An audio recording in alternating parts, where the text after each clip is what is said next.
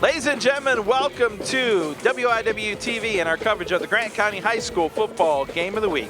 I'm Roger Alcock along with my partner Kyle Johnson. Kyle, we're at a slightly breezy Eastbrook High School this evening where really we say it's the high school football game of the week in Grant County tonight. It's really the game of the year. An undefeated Oak Hill Golden Eagle team here at homecoming against the home team, the Eastbrook Panthers. Well, what more could you ask for? Football weather, homecoming, the game of the year, both teams unbeaten. Should be a great contest. When you look at both of these squads, very similar in a lot of respects. They play a lot of great defense. Both teams have some big playmakers. Big plays could be key tonight. Joel Durkis for Oak Hill, Andrew Baras, maybe the key guys for these teams. Yeah, those guys are key. And with this win, I think the real question of the night is who's going to throw it and will it pay off if they attempt it? Because it is really breezy coming from end zone to end zone. Could be a big factor in the passing game. A lot of rushing I expect from both teams. As we said, both teams very similar, but if there's one thing that maybe separates them is, quite frankly, Oak Hill has turned the ball over, Eastbrook has not. Exactly. Eastbrook has kept the ball in control. Only 3 turnovers on the year. They're plus 12 in turnover margin. Oak Hill is -1, so a huge discrepancy there between the teams could be a key. Well, if Oak Hill holds on to the football and they get Eastbrook into a fourth quarter game, it could get very interesting because Eastbrook has own teams in the first half. They haven't been challenged down the stretch. Yeah, Eastbrook has not even scored a point in the fourth quarter all year. They haven't needed to. They've been blowing out teams, as you said, early on. So if this game is close, that could be a big factor. Should be a great one. Don't go away. When we come back, we'll have the kickoff as Toe meets Leather here on WIW-TV and our Grant County High School Football Game of the Week. They say I've been handed a heritage. Now it's time to leave a legacy. I woo, we the team with the recipe. You can talk about it, I don't let it get the best of me. Why? Cause we're under his shield. Ain't too many people get to know how it feels to be the next year champs only under his will. And we putting everybody right in front of us, still fearless. We enter in the season, no miss. Team with the spirit, everybody know this. Glory to the Father, hooked us up with the assists. And we praying for the roster, checking people off the list.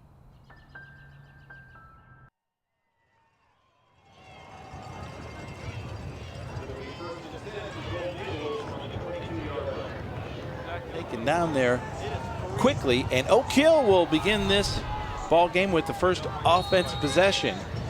Adam McDivitt, the quarterback. Of course, number 32, Joel Durkis, the lead back for Oak Hill, one of the leading rushers in the state. But getting the first carry of the ball game, Noah King. Kyle, he had the big ball game at Ball State last week. Yeah, he had a great game against Elwood. Really carried the Eagles. Remember, they had those turnovers early, but really had a great game down the stretch, wore down that defense of Elwood. Yeah, with Durkis out, he had 32 carries on the afternoon, 230 yards, 3 touchdowns. Of course, he played some defense, had 9 tackles as well. And we see Noah King, the lone man in the backfield once again. Gets the handoff and not much running room there at all.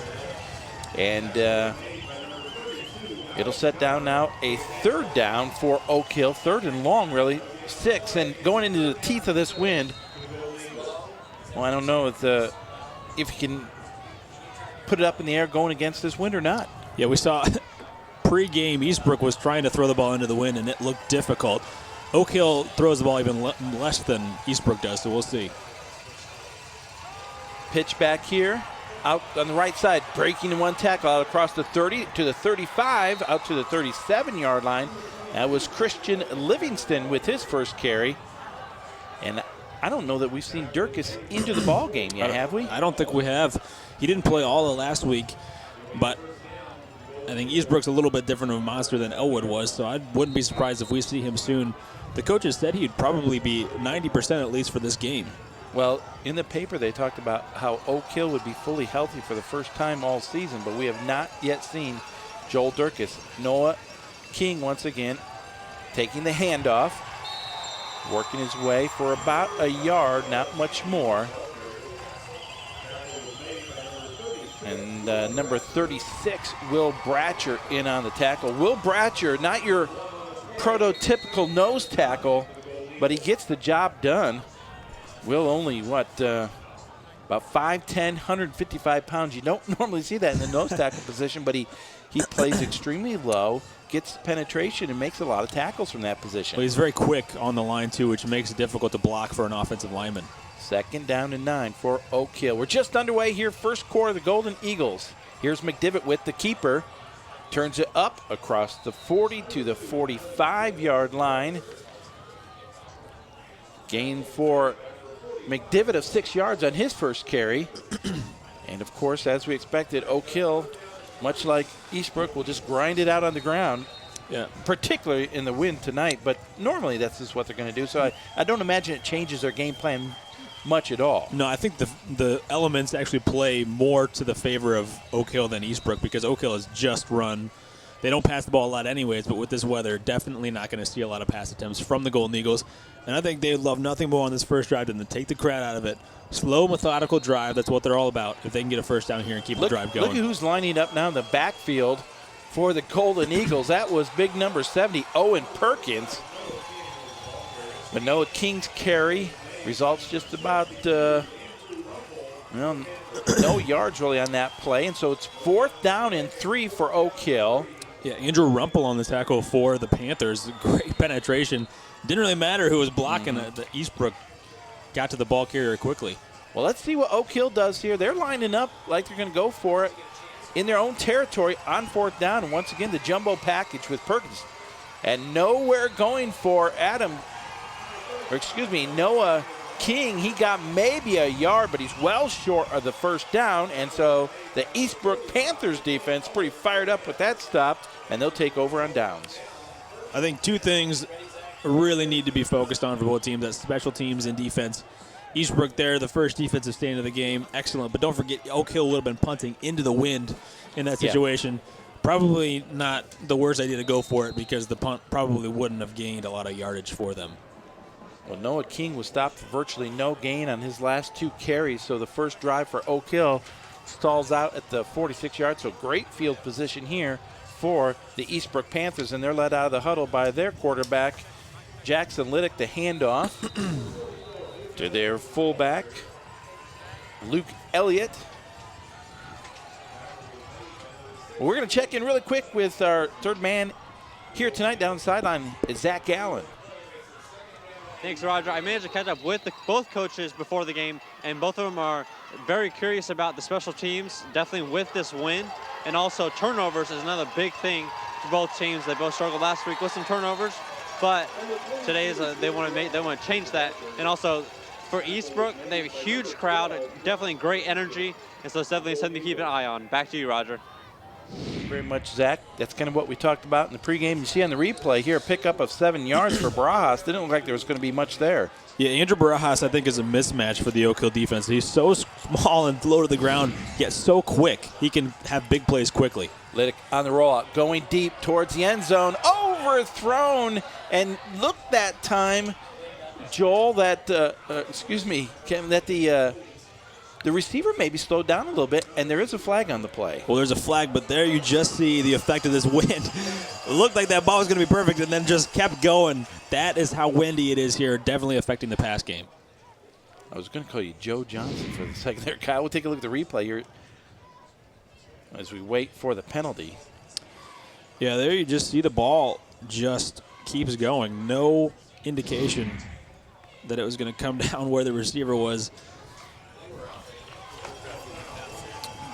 And we were out there earlier, Roger, and it was very windy. That was a roughing the passer call. Big penalty. I thought for a second it was going to be a hold on Eastbrook, but instead, 15 yards for Eastbrook, and they are now deep into Oak Hill territory. And this is what we talked about earlier, how Eastbrook gets ahead early on teams, and they jump out in the first quarter, especially. They've outscored teams by a huge margin in the second quarter. Liddick inside handoff. Not much running room that time for Luke Elliott. Elliott gets about 3 yards on that carry, so make it 2nd down and 7. 2nd and 8 officially on the scoreboard. In motion to the right was Watson. Another inside handoff. It's time to Baras. Baras, we saw him with the big yardage, hitting the gaps on the outside, but he'll go inside as well. Big time player, had that punt return last week that really kicked things off for the Panthers. Tough player. 3rd down. Handoff, right side. Peyton Watson has the first down and more inside the 10 and knocked out of bounds. Let's see, probably around the 7-yard line. That was a good play around the outside by the Panthers. The up the middle hadn't really worked the past 2 plays, but that's just where you see even one pass. Yep. You can't have the safeties 2 up because of that threat to go deep. You know, we talked about Liddick, we talked about Baras, but they'll run Peyton Watson as well. He's the third man. Inside handoff. Elliott gets it inside the 5 down to the 2-yard line. Eastbrook on their first possession looking to take the early lead. Well, like we said, they get off to quick starts, and it's tough to come back, especially for a team like Oak Hill that likes to play slow. Inside handoff, Elliott once again plowing his way towards the end zone. He should be in. Yes, touchdown, Eastbrook. Well, that'll get the crowd going already with 6:36 to play. That big stand by the defense turns into quick points. Didn't take much time for that drive to find the end zone, and Oak Hill is going to have to answer quickly. That touchdown by Liddick, 7 plays, 46 yards. And in to attempt the extra point now is Kramer. Low kick, but it's long enough, and it is good. Well, so with 6 minutes and 36 seconds to go here in the first quarter, Eastbrook takes advantage of the turnover on downs. They go 46 yards in 7 plays, and Liddick gets his first touchdown of the night. Eastbrook on top 7-0. And as we said, now Oak Hill really has to respond because that's what Eastbrook has done all season long. They get out to a big lead first and second quarter and then kind of cruise in the second half. Oak Hill has to find a way to stretch this game out and take it into the fourth. Certainly not the start Oak Hill wanted, I think, but still no reason to panic yet. No. We'll see if Durkis comes into the game. That's surprising not to see him on that first drive. If he is, in fact, healthy, there must be a reason he's not playing because he is the majority of their offense.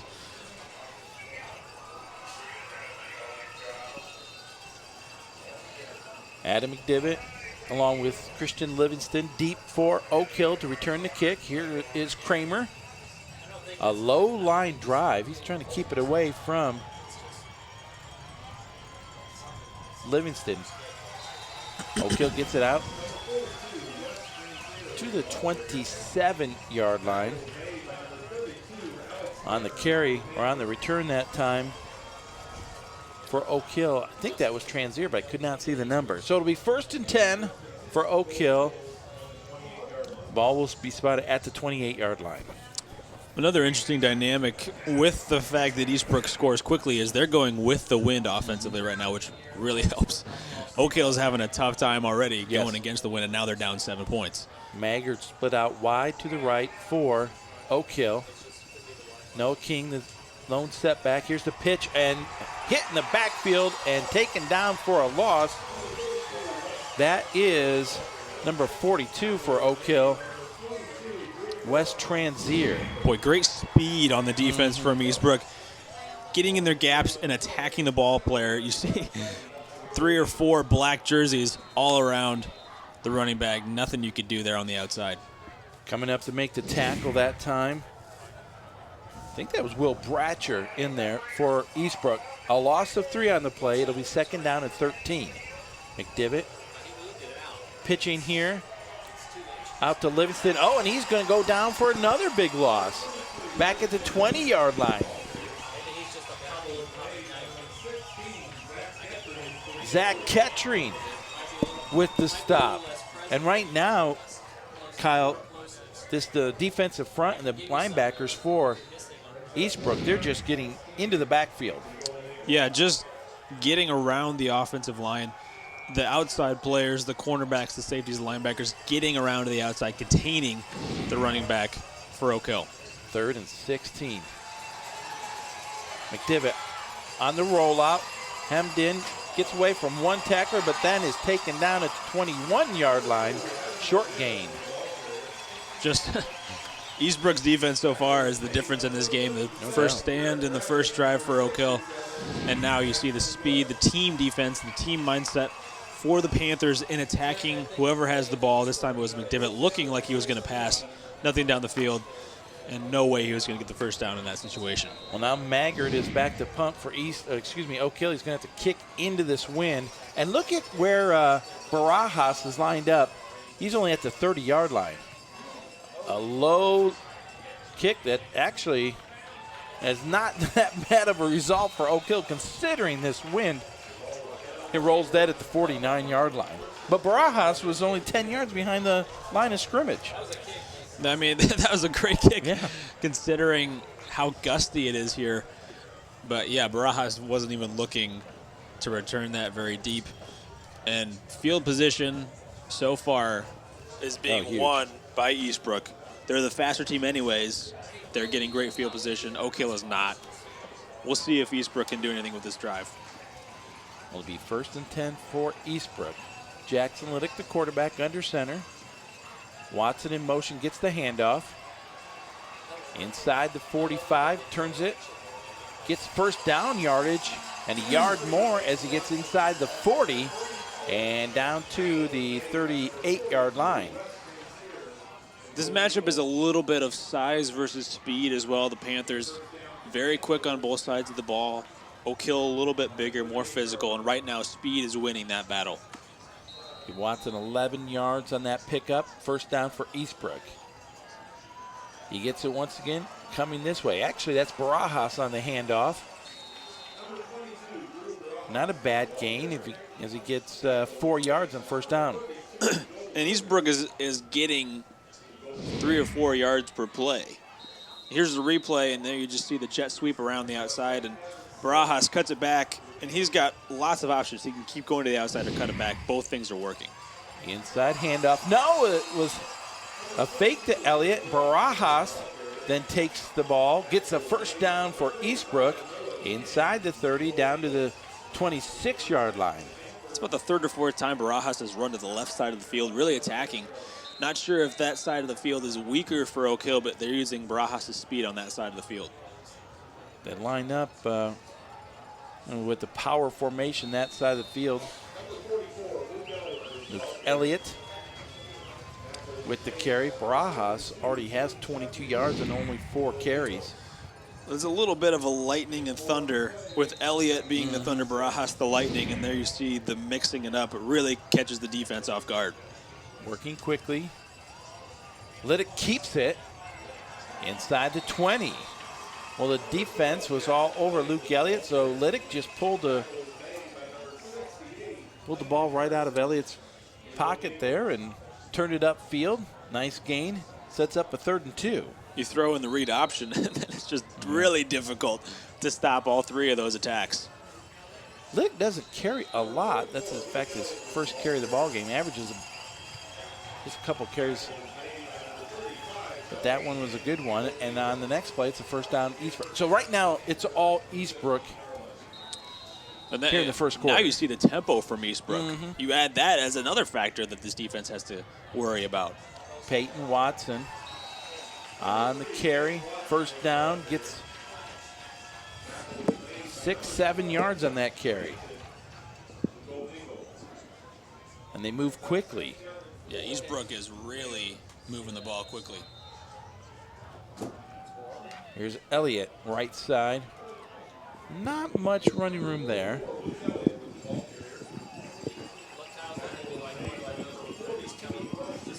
Wes Transier in on the stop. It's 3rd down and 1. Once again, Elliott has the first down, has the touchdown. So quick. That drive didn't take a lot of time. Elliott punches it in. And Oak Hill is going to have to come up with some sort of answer to this because all Eastbrook so far.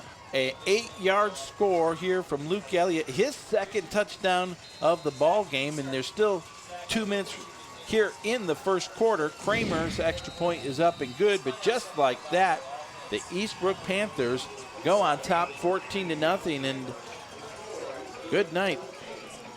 Kyle Johnson, that was probably as methodical and efficient of a drive as you can possibly have. Just practically no huddle for the Panthers, and Oak Hill looked good on defense last week against Elwood and containing Jake Wilson. But right now, having trouble with the Panthers' offense and their speed, not only the speed of their players, but the speed of their offense and the tempo. 9 plays, 49 yards, capped off by the Luke Elliott 8-yard touchdown. 14-0 Eastbrook, and still 2 minutes and 10 seconds to go here in the first quarter. And Kyle, somehow Oak Hill's got to find a way to respond, get on the scoreboard, and see if they can't just get some a little positive momentum in their favor and get not only their fans but their players back in this ball game. Well, Roger, you just wonder. I wonder why Durkis isn't playing. It seems like last week they were saying he'd be healthy by now. I'm not sure if the Golden Eagles touched that. Looks like they didn't, so they'll have a touchback, but I don't know what would keep Durkis out of this game. It's the game of the year. Well, he had the injured shoulder, so apparently he's still injured. But that ball goes in and through the end zone, so it'll be a touchback. Oak Hill will have to set up 1st and 10 from the 20-yard line. Again, field position. They're starting. Now we see Joel Durkis in the backfield for Oak Hill. Right on cue. McDivitt gives it to Durkis left side. Gets around the corner, puts his shoulder down, plows forward for a nice gain, and gets it out to the 32-yard line, a pickup of 12 yards, and a first down for Oak Hill. That's the impact that Joel Durkis has. 1,100 yards practically in 4 games already. You see him impacting the offense of Oak Hill, and just that is the impact he can take over a game. That's how big of a player he is for them. 1st and 10. Oak Hill inside handoff. No, McDivitt keeps it. Gets a gain of about 2 yards, and it makes it 2nd down and 8. Well, with 1:42, Oak Hill would love to sustain this drive, not have to punt into this wind, and as we say, kind of make a statement about their team in this football game with a good response here. They need a response, and hopefully they can burn the clock so that they switch fields and are going into the wind. Excuse me. Well, Luke Leckren was spread out wide to the right, but a penalty is going to be called against Oak Hill, a false start, and that'll march him back 5 yards. So now it'll be 2nd and 13. Second penalty for the Golden Eagles. We saw the first one on defense, roughing the passer. That just really hurts your rhythm from an offensive perspective, especially when you've just gotten a nice first down from Durkis. Now you back it up at 2nd down and long. Caleb Maggard, split wide right. Pitch here to Livingston, has a blocker, turns it upfield. Gets around the corner, across the 40, the 45, and finally run out of bounds there by Peyton Watson. But a nice gain on that play out to the 45-yard line. A pickup of 15 yards for Christian Livingston, and it's an Oak Hill first down. That'll move the chains. That's exactly what they need, is big chunks of yardage running the ball. And it's a dilemma because you want to keep pace with Eastbrook, but that's not necessarily Oak Hill's game at the same time. If you burn too much clock and don't get a touchdown, then Eastbrook has a chance to go up even more. Inside handoff, Durkis has it across midfield into Eastbrook territory down to the 48-yard line.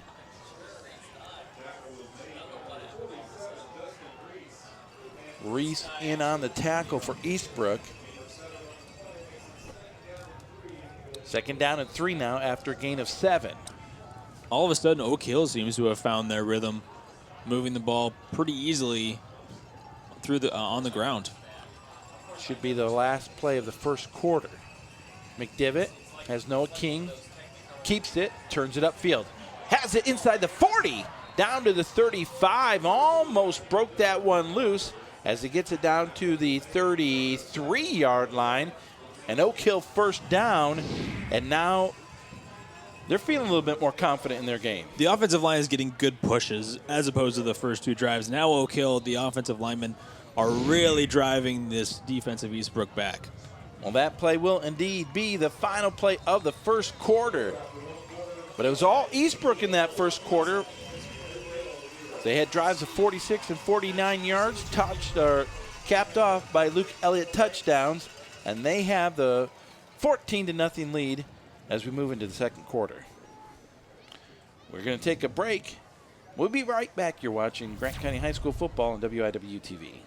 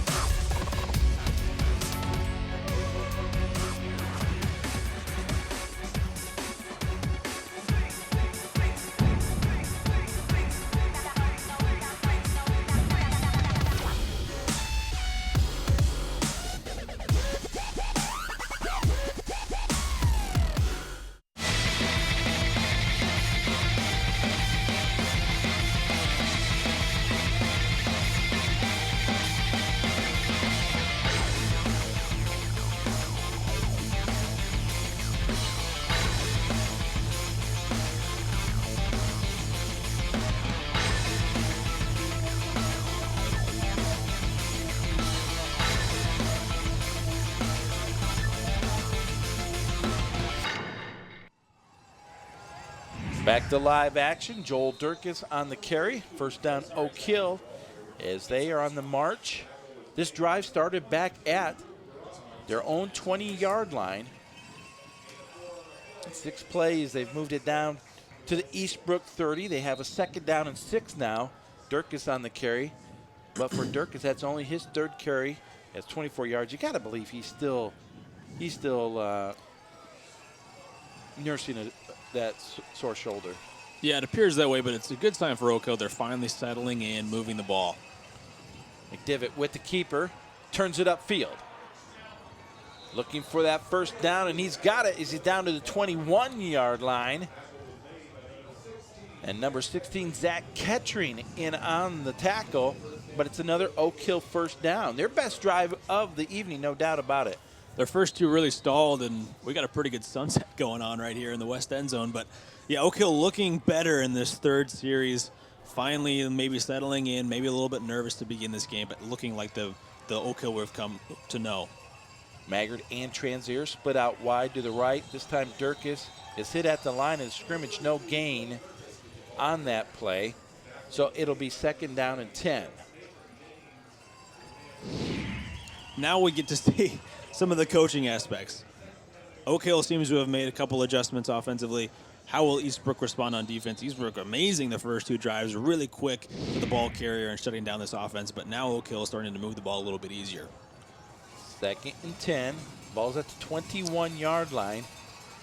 McDivitt pitches it to Livingston, tries to cut outside, and he's going to go down for the big loss.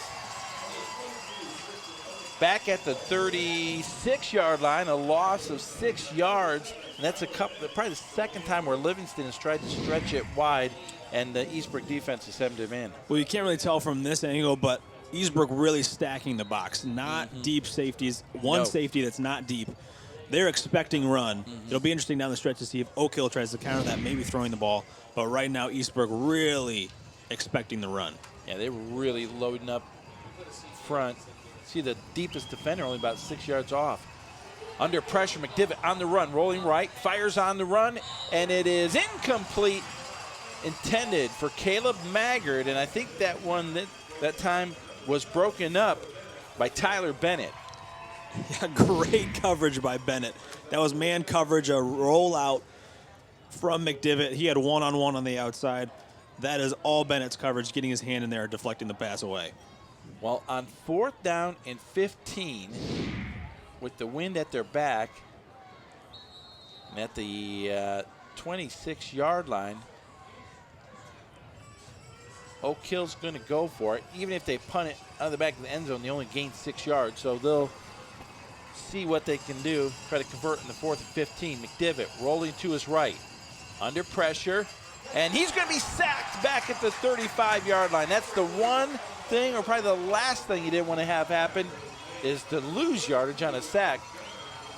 Alex Gunter, the middle linebacker, the leading tackler for Eastbrook, with the big sack. Well, that's a good sack by Gunter, but that was really because of the coverage. McDivitt had some time. He was looking downfield the entire play.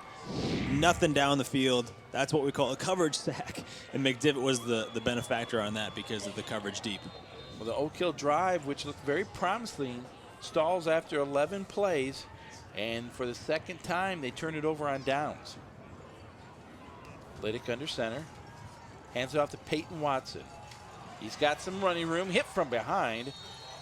But after he gets a good gain out to the 44-yard line, so just shy of that first down. Again, we just see the speed, and Eastbrook has run that sweep a lot.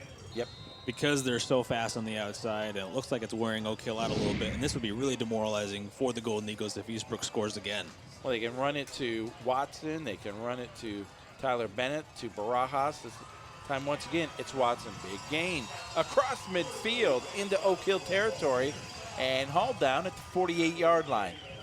Oak Hill has to find a way to keep Eastbrook out of the end zone on this drive. Eastbrook, again, no huddle.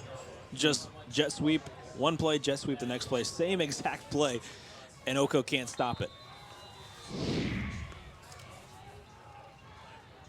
Barajas in motion. Elliott takes the handoff.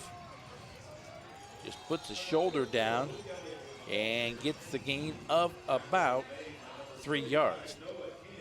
Noah King in on the tackle for Oak Hill.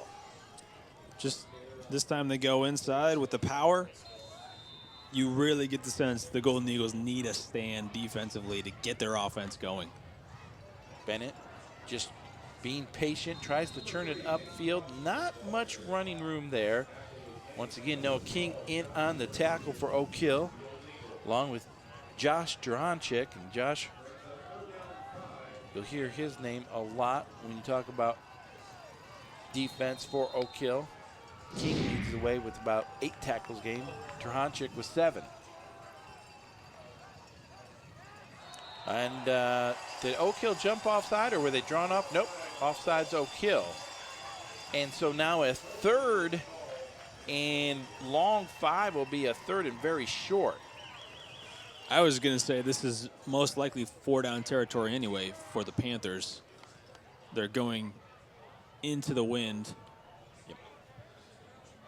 And that penalty certainly doesn't help Oak Hill's defense. Well,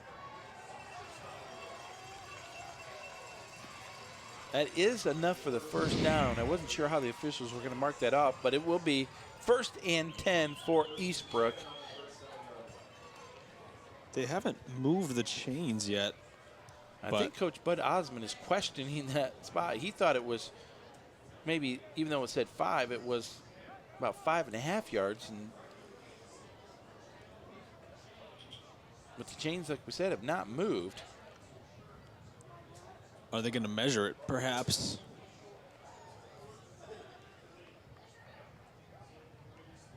And the ref is waving them to move the chains. So, crucial error there from Oak Hill, because that would have been 3rd and 5, potentially 4-down territory. But still, like we said earlier, Eastbrook does not give out turnovers. No. They rarely put the ball on the ground. They've not had an interception all season. So Oak Hill needs to get a stop on 4th down in hopes of slowing down this offense. Be 1st and 10, Eastbrook. Elliott. Well, there's a fumble. It's on the ground, and let's see who has it. And I think Oak Hill may have came up with it. But we'll wait and see. Oak Hill indeed does have it. And if that was Luke Elliott, that was his first lost fumble of the year. As soon as I say something, the Panthers put the ball on the ground, and a huge change of momentum, hopefully for Oak Hill, to gain some confidence. That's a big thing, because like we were just saying, that's only 4th or 5th fumble all year for Eastbrook. That's the 4th lost fumble of the year for the Eastbrook Panthers. And the first for Luke Elliott. It was Baras. They botched the exchange. Oh, it was? Okay. It was a read option. He could go 3 different ways, and the ball came out. Noah King with the handoff. looking for a hole. Plows his way over. Well, just barely over the 40-yard line. We'll wait for the spot. Nathan James in on the tackle for the Eastbrook Panthers. Luke Elliott, if he watches the replay of this, will be very upset with me, saying, what are you calling me? Blaming me for the fumble. I didn't fumble. We got it right. Thanks to instant replay.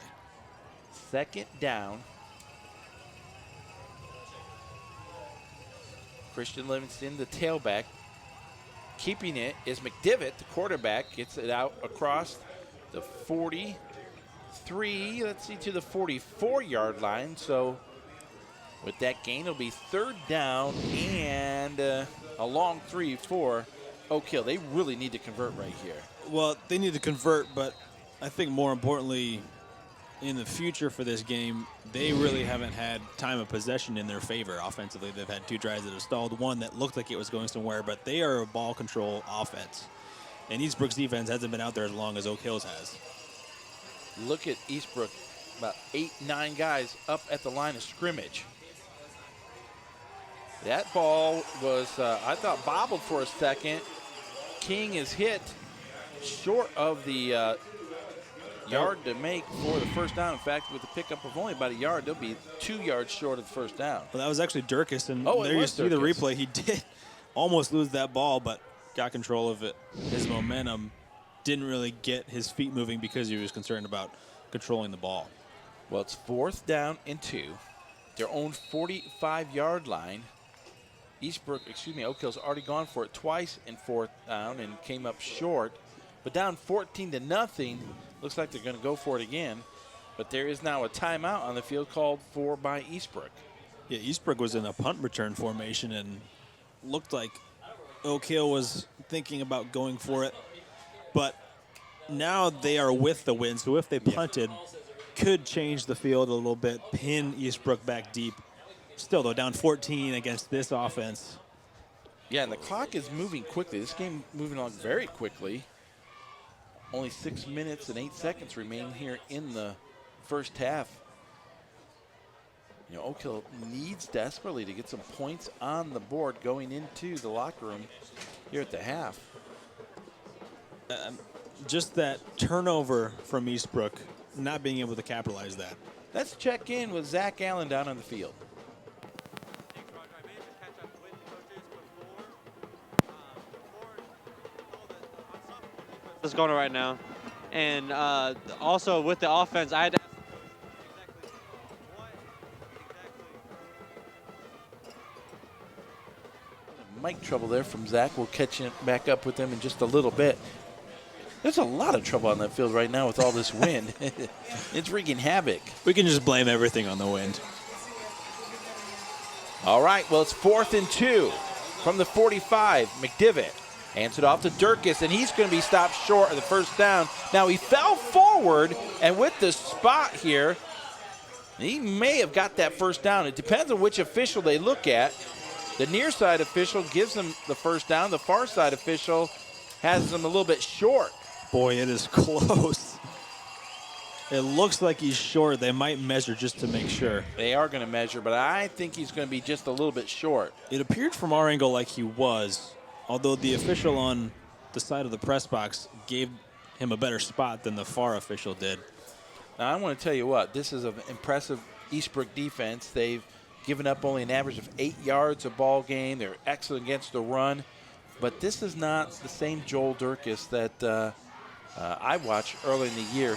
You can tell he is favoring that shoulder a little bit. And in fact, with the measurement, it is indeed short of the first down. And so Eastbrook will once again take over on downs. 4 possessions for Oak Hill, and 3 times they turned it over on 4th down. Eastbrook fired up, and rightfully so. Great field position again for the offense. And Oak Hill, although they're far away, their body language doesn't look like they necessarily believe that they can come back from this already. Well, Jackson Liddick steps under center. Here is Watson with the carry, right side. Hemmed in, gets a short gain of about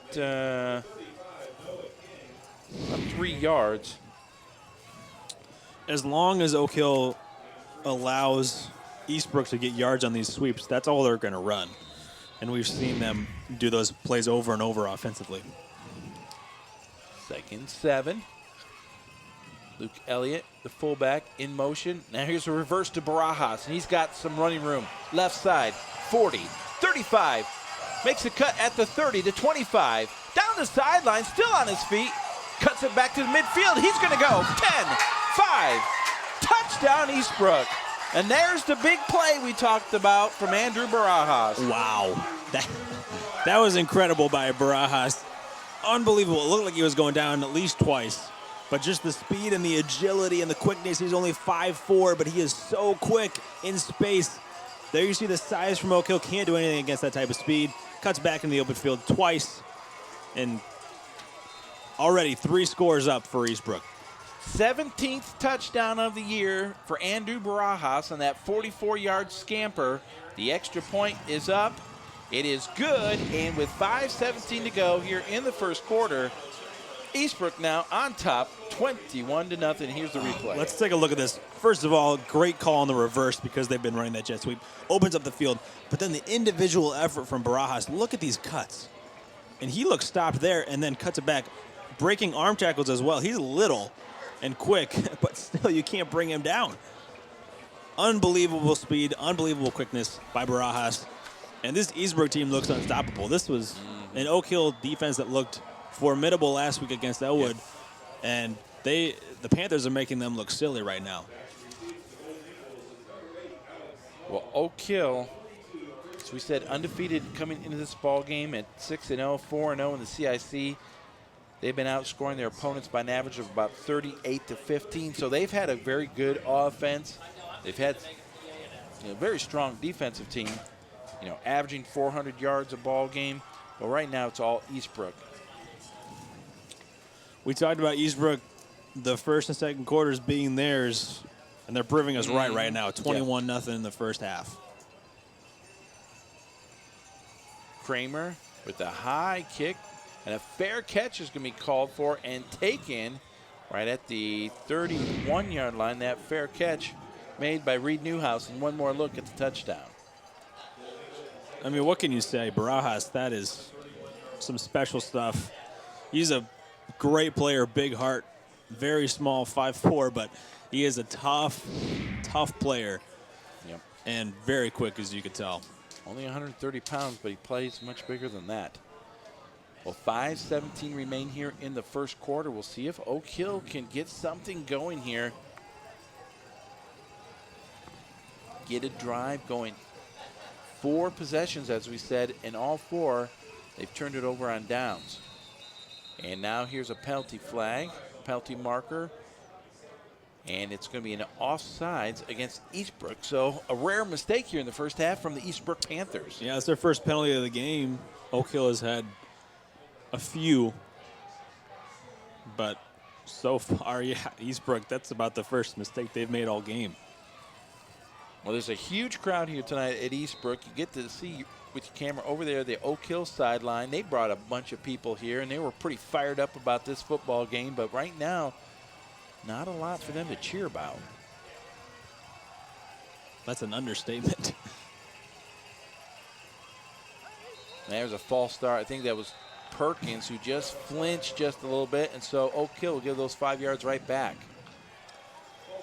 Remember Perkins last week at Ball State on the defensive side of the ball had a big sack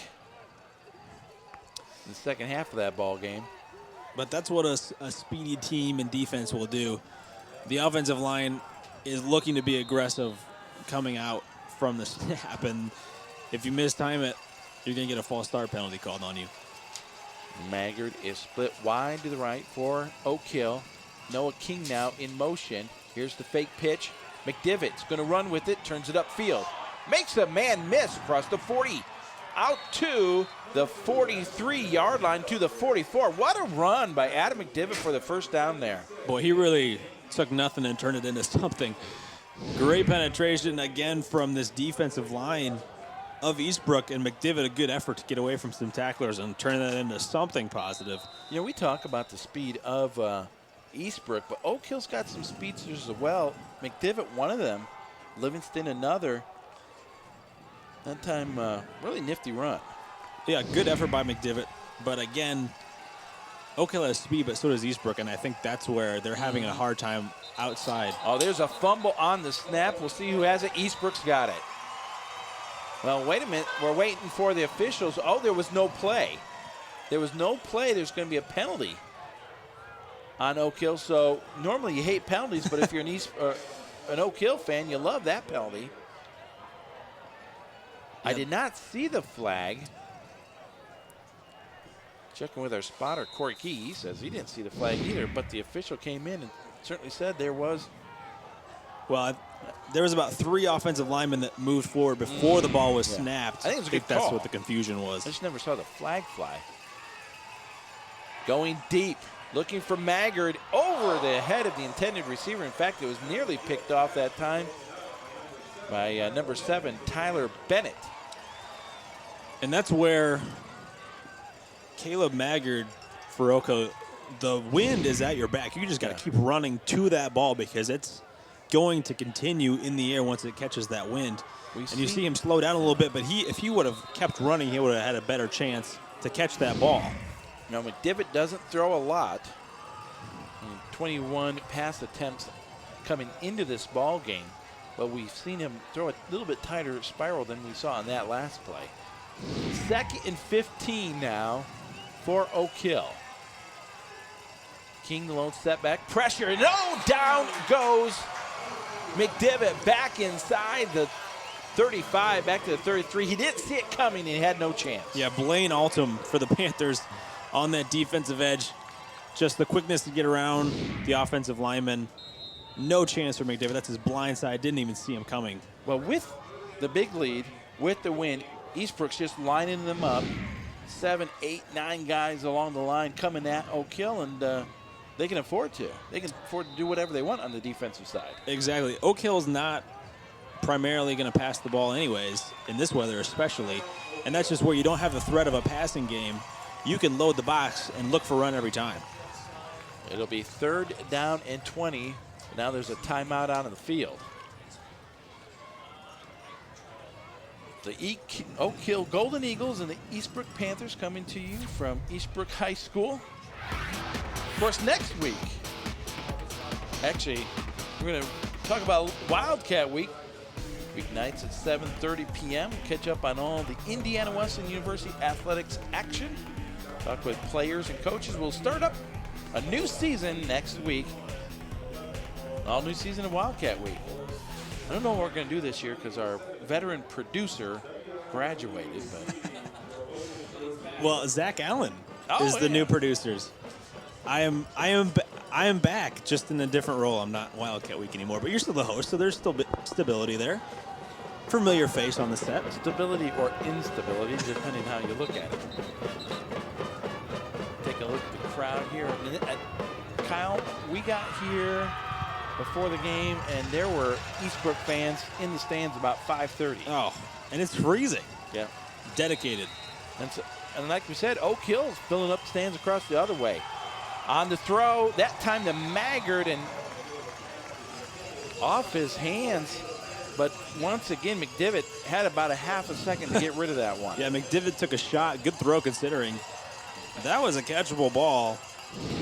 Unfortunately for Maggard, wasn't able to reel it in. Just the speed. Look at that. No chance. McDivitt has had no time on the couple pass plays we've seen him Caleb Maggard back to punt this one away for Oak Hill. 4th and 20, they've got to kick it away. A low line drive. Takes an Oak Hill bounce, and it's going to roll inside the 15, inside the 10. And it keeps rolling down to 5. And look at the wind still blowing that. It is still blowing it. That gives you a perfect indication of what the wind is like out there as it is finally down at about the 3-yard line. That's a great punt, and like you said, just the wind taking that ball all the way inside the 5. And finally Oak Hill can pin Eastbrook deep, but Yeah. In fact, this will be the first possession where Eastbrook will start inside their own territory. Every possession they started in Oak Hill territory. and they're way inside their own territory. Well, 4 minutes to go. Oak Hill. We talked about earlier how big maybe a turnover would be, but they that's what they have to get. They have to maybe be a little more risk-taking on the defensive end. 3:50 on the clock. 3:50. Yeah, I think they do need to maybe start sending some blitzes. Try to contain the outside a little bit with some pressure, because so far their defensive game plan hasn't really worked. I'm not sure what they're trying to do, but yeah, Eastbrook, even with losing the turnover battle in this game, is still dominating. Liddick gives the handoff inside. Nice big hole that time. And plenty for the first down. And on the carry that time, I think that was Luke Elliott, Noah King in on the tackle. Pickup of 10 yards. And so it'll be a first down for Eastbrook. 10 carries now for Luke Elliott, 44 yards. Oh, is that a fumble? Oak Hill says they have it, and in fact they do. What a break for the Golden Eagles. Wow, second fumble of the game for the Panthers, a team that hardly ever turns the ball over, and didn't get a good look at that. We'll hopefully have a replay, but looks like it was indeed a turnover. And again, it's the exchange between Jackson Liddick and the ball carrier that hurts them. Well, a huge break for Oak Hill here as they have it now first. Was it first and goal? The ball is right at the 10-yard line, so it will be first and goal for Oak Hill at the Eastbrook 10-yard line. Kyle, this is 4-down territory already. Most definitely. They need a touchdown here. No question about it. McDivitt keeps it, Rolsters right, turns it upfield inside the 5, and he gets a nice gainer on first down, down to about the 2 or 3 yard line. Well, that's a good start after first and goal to get down inside the 5. Now you have 3 downs to try to punch it in. Second down and 3. A pickup of 8 yards on that play. Well, we can call it. It says second 3, but I'm saying second 2. All right, here we go. Handoff. Durkis hits, spins. Does he get in? Touchdown, Oak Hill. Joel Durkis caps off a 2-play, 10-yard drive, and Oak Hill gets the break on the fumble. They take advantage. In 2 plays, they go in for the score, and they get on the scoreboard for the first time this evening. And they needed that. Saw a little life there on the sidelines from the Golden Eagles. You got a sense maybe they were feeling knocked out already, but really getting their energy up on the sidelines is a good sign for them. Into kick the extra point is Ullman. There's a flag on the play, and an offside is going to be called on Eastbrook. Now, if you're Oak Hill, would you think about going for a 2-point conversion, or would you just kick it? I think you kick the extra point, but we'll wait and see what they do. The win is at their backs. I think it's smart to kick the extra point. Yep. Here's a replay, and there you see individual effort by Durkis. The offensive line got a good push, but still Eastbrook able to get the gap, and Durkis just turning his feet to get it across the goal line. Well, Ullman is outstanding in terms of extra points this year, 20 of 23 coming into this ball game. The snap is down. There's the kick. It's right down the middle, and with 2:56 to go here in the first half, Oak Hill on the board. They still trail Eastbrook 21-7, but they've gotten on the board and made something happen. It's so remarkable, though, Kyle. We talked about turnovers coming in this football game, how Oak Hill had to take care of the football and not turn it over, and the team that did turn the football over would probably be in trouble, but Eastbrook's still on top 21-7 with 2 turnovers. So that sometimes stats don't mean a whole lot, I guess. And there you see the packed crowd for Eastbrook at homecoming, but that's just the potency of Eastbrook's offense. They have quick, speedy guys like we saw that touchdown from Baras, that can change the game very quickly, and they move the ball fast. And 2:56 is a lot of time for the Panthers to do something. So Oak Hill needs to focus up before halftime on defense, and hopefully get a stop. Maybe if you get a stop quick enough, you can have another chance to get in the end zone. But 21-7, considering the game so far, would not be a terrible score heading into halftime. I know this sounds utterly, completely crazy, but considering the conditions, the score, if you're Oak Hill, would you think about maybe an onside kick here? I mean, you have the win at your back. You're down 21-7. What do you have to lose? I know it's early in this football game. They're going to kick it away. The ball is going to land at the 20. Baras is going to keep it, turns it upfield, gets out to 21. That's the other reason I do not, if I'm Oak Hill, I don't want Baras running with the football. No, we saw what he was capable of earlier. I think there was Baras on the return. There was. Good job on special teamers of not letting him get free. West Transier in on the tackle. But a big drive for both teams here. Oak Hill getting a little bit of momentum, especially defensively with the turnover. Can they do something similar on this drive? Well, it's 1st and 10 for Eastbrook. Inside handoff, not much running room there at all that time for Luke Elliott. Of course, he doesn't go down. They just stand him up. And we're going to say no gain on the play, make it 2nd down and 10. Now, if Oak Hill, Kyle, if they would get a stop and make it 3rd and long, I wonder if they'd consider using a timeout here. It wouldn't hurt. Make, bank on getting a stop, forcing Eastbrook to punt into the wind and getting the ball back with, a little bit of time left on the clock. We'll wait and see what happens here. Eastbrook taking their time. Of course, they were moving at hyperspeed earlier. Liddick, inside handoff, running room, Baras. He cuts it to the outside, gets through the edge, and is finally run down and chased out of bounds by Adam McDivitt. Well, there goes my theory right out the window.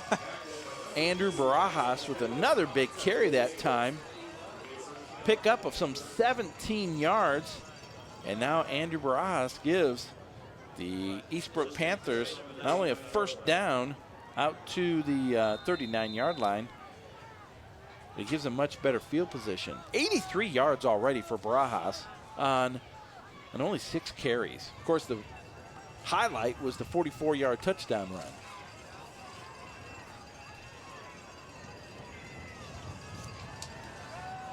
Working this side, the near side. That time is Peyton Watson. Big gain on 1st down. Gain of 9, almost 10 yards.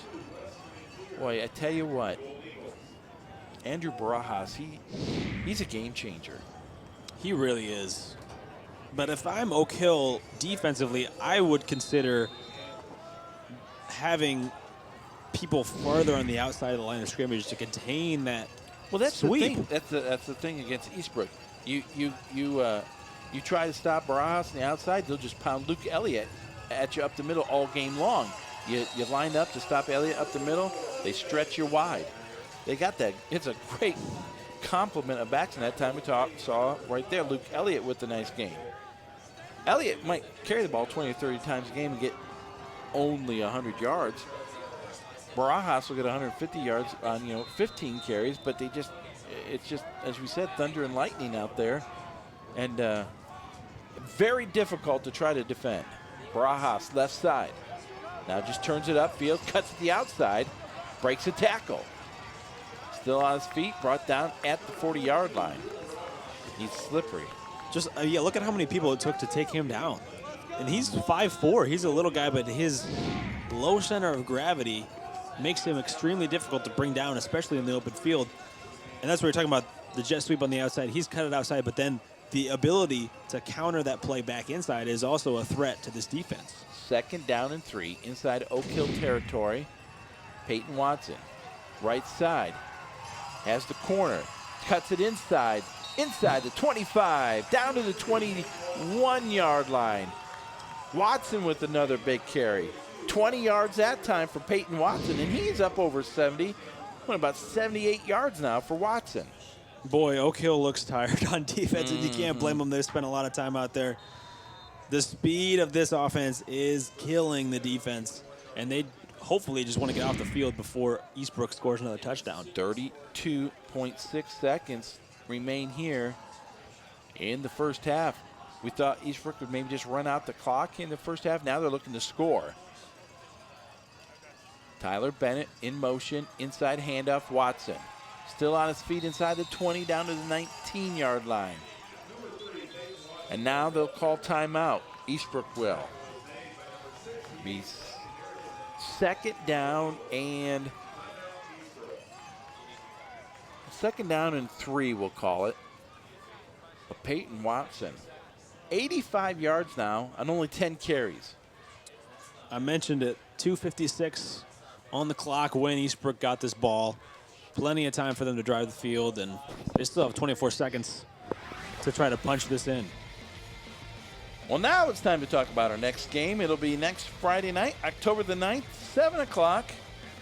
The Ole Miss, the Indians from Mississippi will travel over to the west side of the county to take on these very same Oak Hill Golden Eagles. And Oak Hill, if they want to go into that game undefeated, they're going to have to come up with some kind of miracle comeback here in the second half. Well, I think either way, the outcome of this game, that could be a trap game for them. Mississippi is a talented team. If Oak Hill has a miraculous comeback and wins this game, they'll be on a high potential for Ole Miss to upset them. But on the other hand, if they're on a low, could be a tricky game for them to win. Should be a good one. We'll have it for you next week here on the WIW-TV Grant County High School Football Game of the Week. We'll get a chance to take a look at the new facility at Oak Hill. Just a gorgeous new facility. And when we get there, Kyle, make sure you check out the wall. All right. I don't know what you're talking about, but I will check it out. We'll talk about it next week. Second down. Now rolling. Liddick on the run. Throwing in the end zone. Was it caught? No! Dropped in the end zone. Let's see, who was that? That was Justin Reese. That would have been a very difficult catch.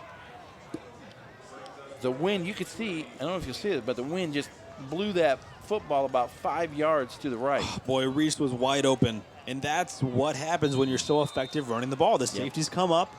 Reese is alone in the end zone. The wind, I think, had a factor in where that ball was as opposed to where it was intended.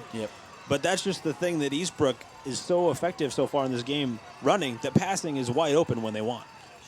Third down and 3. Liddick's going to throw once more on the run. Fires in the back of the end zone, incomplete. That time, I think he was looking for Reese once again. It'll be 4th down and 3. 15 seconds to go. I'm sure Eastbrook's just going to roll the dice here and go for it. See what they come up with. They'd be kicking into the wind, so not surprising they're going to go for it here. Big stand here now for the defense of Oak Hill. If they can stop him here, that'll be a victory in and of itself heading into halftime without giving up more points. Kyle, if Oak Hill wants a chance to come back in the second half, they got to get a stop here. They cannot allow the touchdown. Liddick under center, has 3 wideouts. Luke Elliott, the lone setback. So Watson in the slot to the left. Now the play clock was starting to run down, so Eastbrook's going to call another timeout. That's their last one. And remember, Eastbrook gets the ball to start the second half, too. Yep. So a big 4th and 3 coming up for both teams. More crucial for Oak Hill and their defense to at least go in to halftime only down 2 scores. 21-7, Eastbrook on top. 15 seconds exactly to go. As impressive as the Eastbrook offense has been in this first half, the defense has been equally as such. And also, I think the fact that we've seen very little of Joel Durkis in this football game. There have been games where he's carried the ball 40 times. Tonight, 8 carries, 31 yards. He has the one Oak Hill touchdown, but there's no question that shoulder of his is not 100%. He hasn't looked like himself. Well, here we go.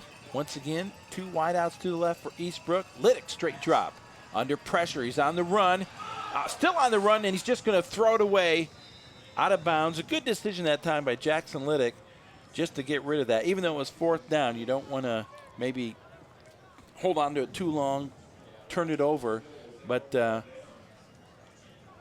Oak Hill will take over on down with 8.5 seconds remaining. I don't know that they've got much they can do right from this point. They may have an 86-yard play in the playbook. But Hail Mary.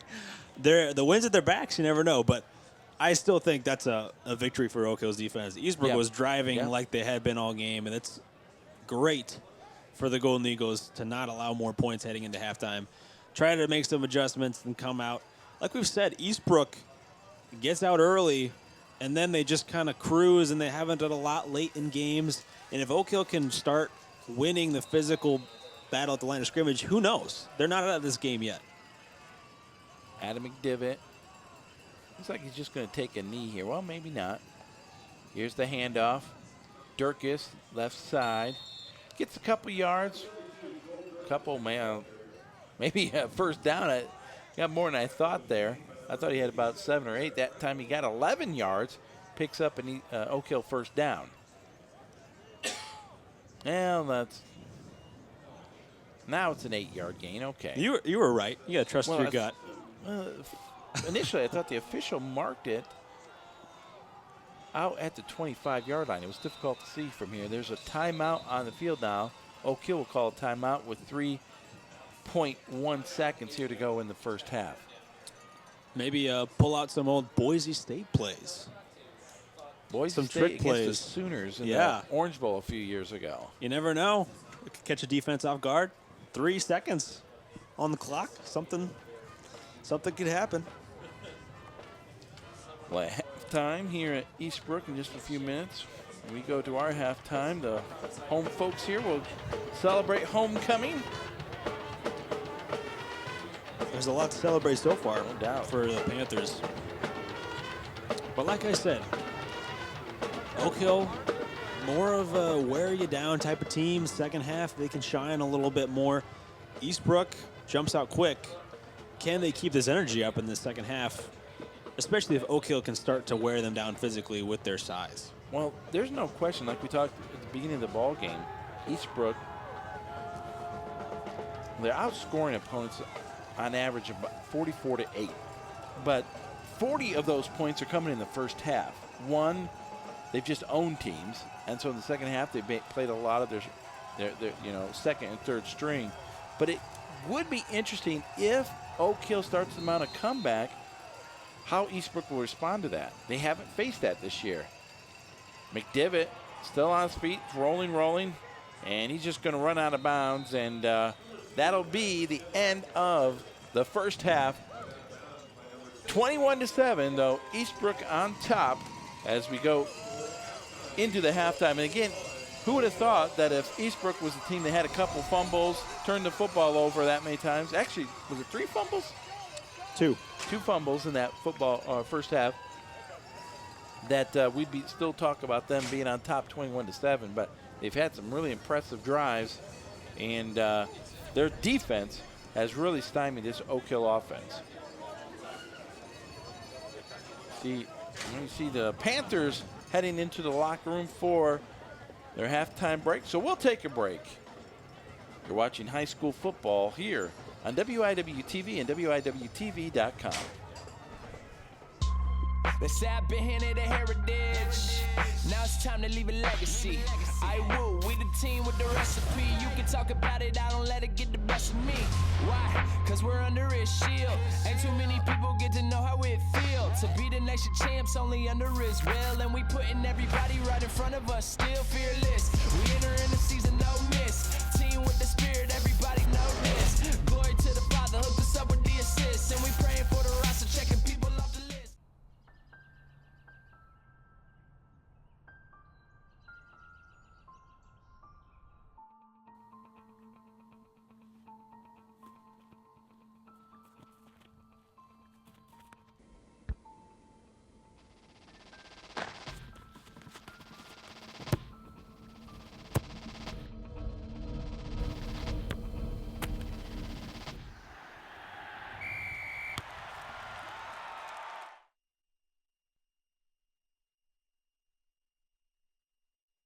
Eastbrook High School. We're at the half, and the Panthers have the 21-7 lead over the Oak Hill Golden Eagles in a battle of two undefeated teams here in Grant County and the CIC.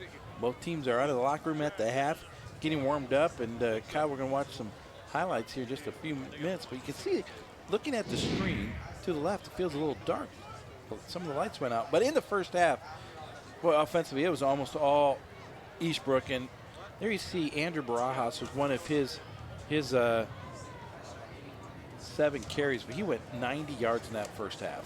Yeah, I tell you what, Eastbrook looked dominant offensively, and there was a missed throw from Jackson Liddick, but really effective running the ball first half, and we're used to seeing that from Oak Hill, but this is the first touchdown for Luke Elliott and the Panthers. Yeah, Luke Elliott in that first half, 12 carries, 49 yards, had the touchdown there, and that capped off a 46-yard drive for Eastbrook. And then the defense really stood up for Eastbrook. Yeah, defense really did, and they did get it done with speed. You see there on the outside a lot of bodies flying to the ball carrier, something we saw a lot of in the first half. Oak Hill unable to get in space and get big chunks of yardage most of their drives. Eastbrook just defensively very quick. Oak Hill really not with much of a response. They did get in the end zone, of course, later in the first half. But there you see, once again, Baras. Now, not every carry is going to go 50 yards, but you give him the ball enough, he's going to break one sooner or later. Yeah, he's quick, and Jackson Liddick, one of his few carries. Just so many options, so many players they can give the ball to. There we see Elliott again. That's his second touchdown. Quickly moving the ball down the field. That touchdown there capped off a 49-yard drive for Eastbrook. And again, where the defense stood up. Christian Livingston, though, he had a couple of nice runs, a couple of breakouts there. He had 19 yards on 4 carries in the first half. Yeah, Oak Hill looked good at times, just unable to finish drives when it mattered. And 2 turnovers from Eastbrook helped them out. One of them led to their touchdown deep in Eastbrook territory, really helped them out. But here we see this is the Now this was the play that just electrified this crowd at homecoming here in Eastbrook. Yeah, Baras taking this a great reverse on the outside to get him in space, but then the individual effort. There you just see breaking arm tackles and the quickness, the cutbacks to get into the end zone to put them up 21-0, and then Oak Hill able to come back and make it two-score game. Well, right before we watch those highlights, talked about there's a whole bank of lights on the northern side of the field that are out, but we're going to play anyways, and we'll see what happens with that situation. But Ullman getting ready to kick this one off for Oak Hill. Eastbrook with the lead will get the football first here in the second half. And we were talking during the break here up in the booth that Oak Hill really has to hope for that they can come up with a stop here, force Eastbrook to punt the football away, and take advantage of this wind in the third quarter. They have to take advantage of the wind in the third quarter and change the field around and get points on the board with the wind at their back. Yeah, Eastbrook scored on every possession but the 2 fumbles and that last drive at the end where the Golden Eagles are able to stop them. So key for the defense here to come out strong. That time on the kickoff, Barajas hands it off to Watson. He gets out across the 25 where he's brought down. Let's see, at about the 29-yard line, it looks like where it's going to be spotted down. Let's check in on the sidelines really quick with Zach Allen.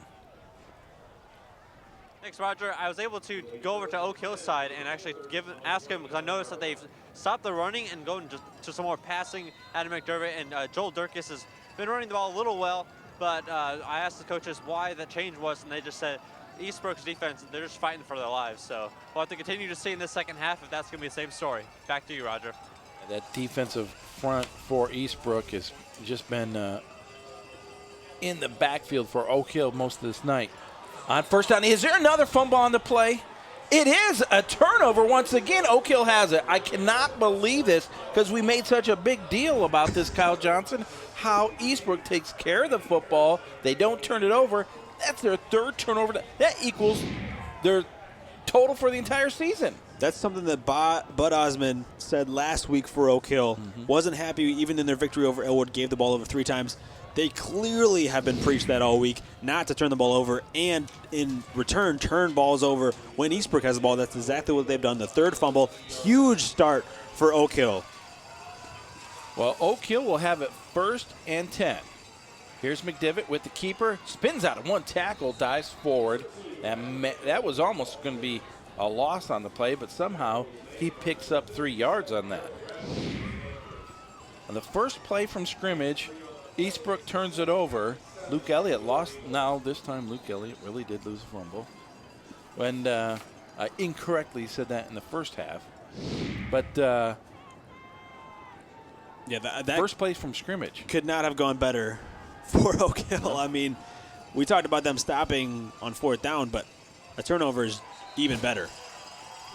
That time, Durkis gets the handoff and picks up only a yard. Alex Gunter, the middle linebacker.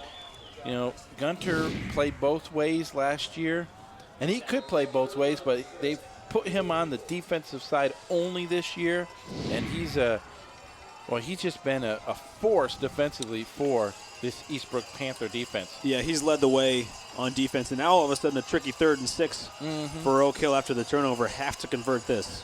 Maggard split out wide to the left. McDivitt keeps it, turns it upfield, slips a tackle, dives forward near the 1st down, and he's gonna get it as he gets it just inside the 21-yard line. So it'll be 1st and 10 at the 21 for Oak Hill. That was a tough run from Adam McDivitt. Yeah, that's a big 1st down. Excellent agility on that play from McDivitt. You see him have the option to toss the ball and pitch it, but he turns it upfield. Excellent cut to get through defenders, get the 1st down. Big play for McDivitt there. Travis Davenport split out wide to the left, this time for Oak Hill. McDivitt keeps it, turns it up. Gains about maybe 2 yards on that play. Well, in the absence of Durkis, Adam McDivitt's really been the workhorse for Oak Hill. That's 14 carries now for him. Durkis is playing more snaps, but still not getting a lot of handoffs. That shoulder, like we said, he's been out with in the past couple weeks, clearly still bothering him a little bit because he just hasn't had the production we normally see from him. 2nd down. Livingston dots the I. The handoff this time to Durkis, who was lined up in the fullback position. He gets it down to the 15-yard line. A gain of 4 on the play. It'll be 3rd down and 3. Yeah, 3rd down again. We saw McDivitt, the last 3rd down, have a big run.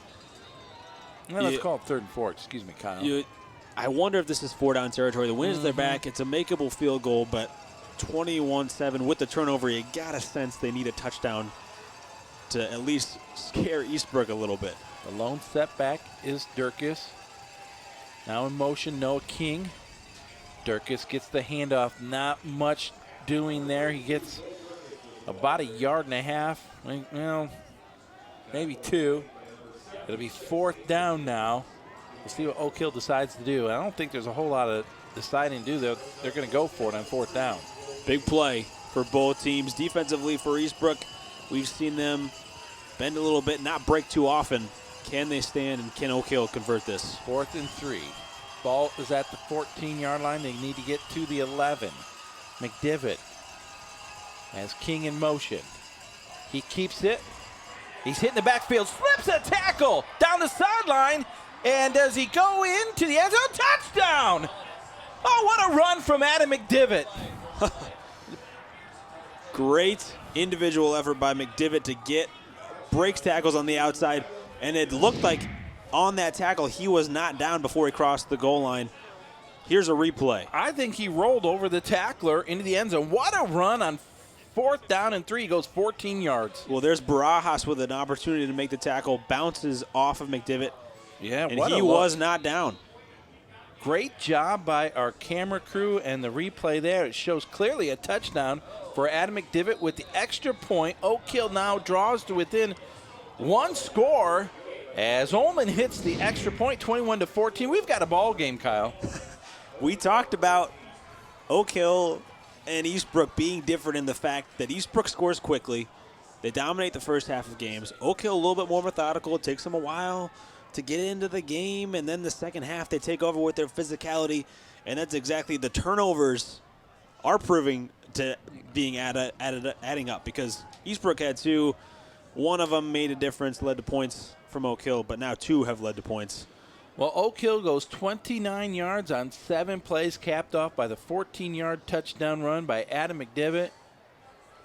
15 carries now for McDivitt, 62 yards total. And now with 8:16 to go, Oak Hill is drawn within 1 touchdown, 21-14. They'll kick it away here. And don't forget, that's 14 unanswered. Yeah. Eastbrook was up 21-0 in this game, and Oak Hill has not given up. Great resilience from the Golden Eagles. There's a good kickoff, and it's going to sail right through Watson and Barajas out the back of the end zone, and so it'll be a touchback. Eastbrook will have it 1st and 10 from the 20-yard line. I tell you what, Coach Adamson has seen it all, though, here at Eastbrook. I mean, he'll have a response. 2 great coaches going at it here tonight. Bud Osmond at Oak Hill and Coach Adamson here at Eastbrook. But there's not a lot that will surprise or shake up either one of these 2 teams. It's how they can, how the guys on the field will respond in this situation. Well, here is Liddick under center with the handoff. Up the middle, Elliott just plowing his way forward. A good pickup on 1st down. That changes everything when you get 4, 5, 6 yards like that on 1st down. It really does. It opens up a lot of opportunities and options on 2nd and 3rd down. And not a lot of throwing because of the conditions, but lots of things they can do running the ball. Okay, move quickly here. Watson gets around the corner on the right side, has a nice gain out across the 30 to 35-yard line where he's knocked out of bounds. At the 36, it'll be 1st down Eastbrook. And that's what Eastbrook wants to do. They want the tempo to be quick. That's their game offensively. And I think that's what they're going to try to reestablish. It worked in the first half. Now that Oak Hill has made this a closer ball game, I think Eastbrook's going to try to just pound it down their throats quickly. But Watson has been a real force tonight here. Handoff this time inside. Luke Elliott. He'll pick up a good 3 yards on that play, make it 2nd down and 7. Eastbrook not huddling, using the no-huddle offense. Hopefully, I think the strategy is to throw Oak Hill off their game defensively.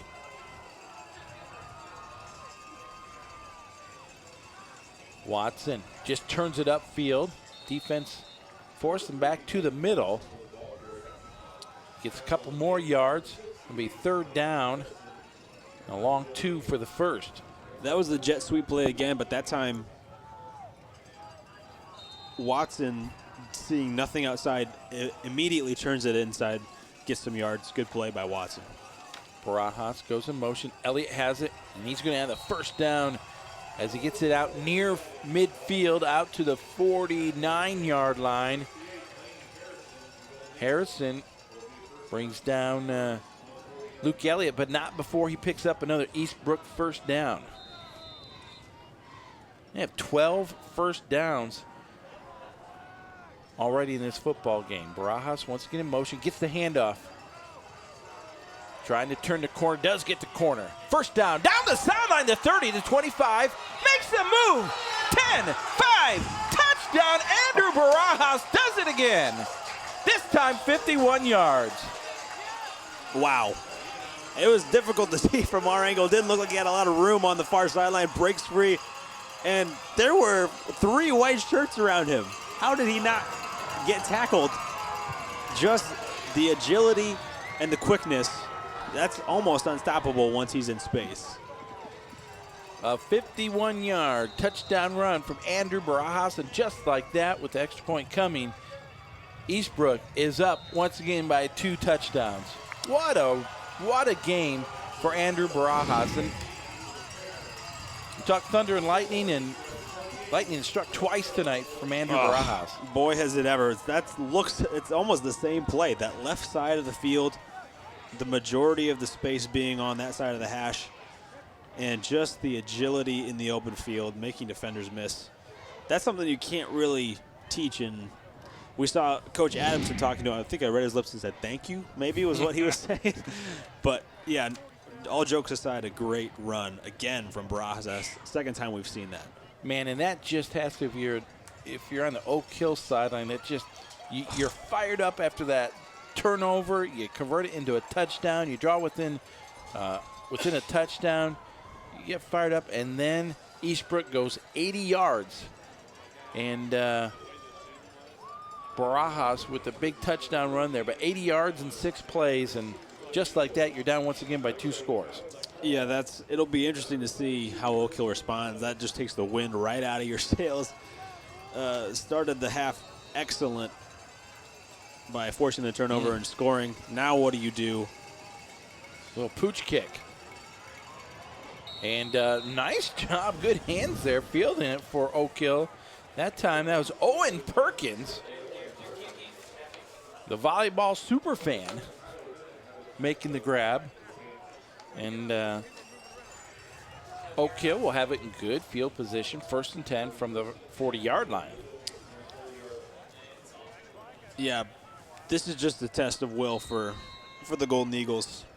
And they have not been able to stop Eastbrook aside from turnovers defensively, so their offense has to get another score here.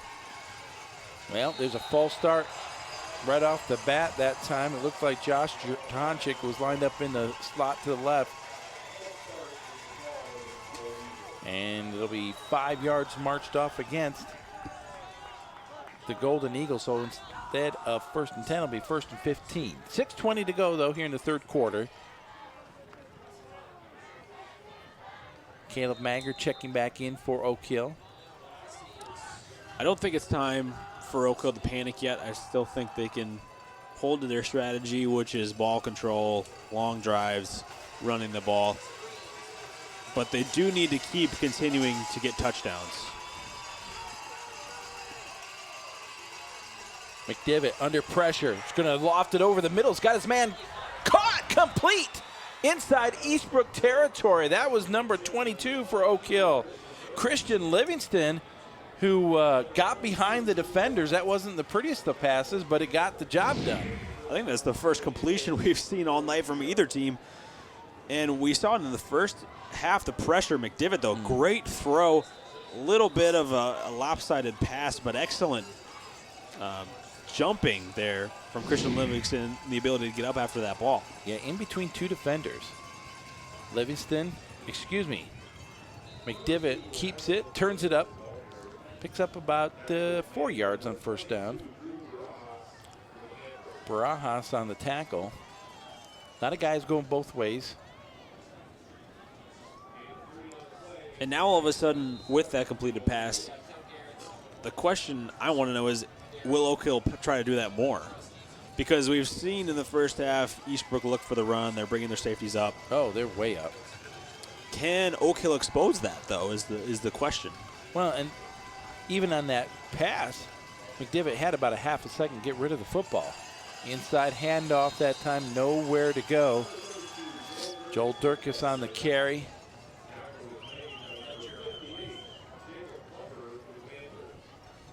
Short gain, it'll be 3rd down and 7 now.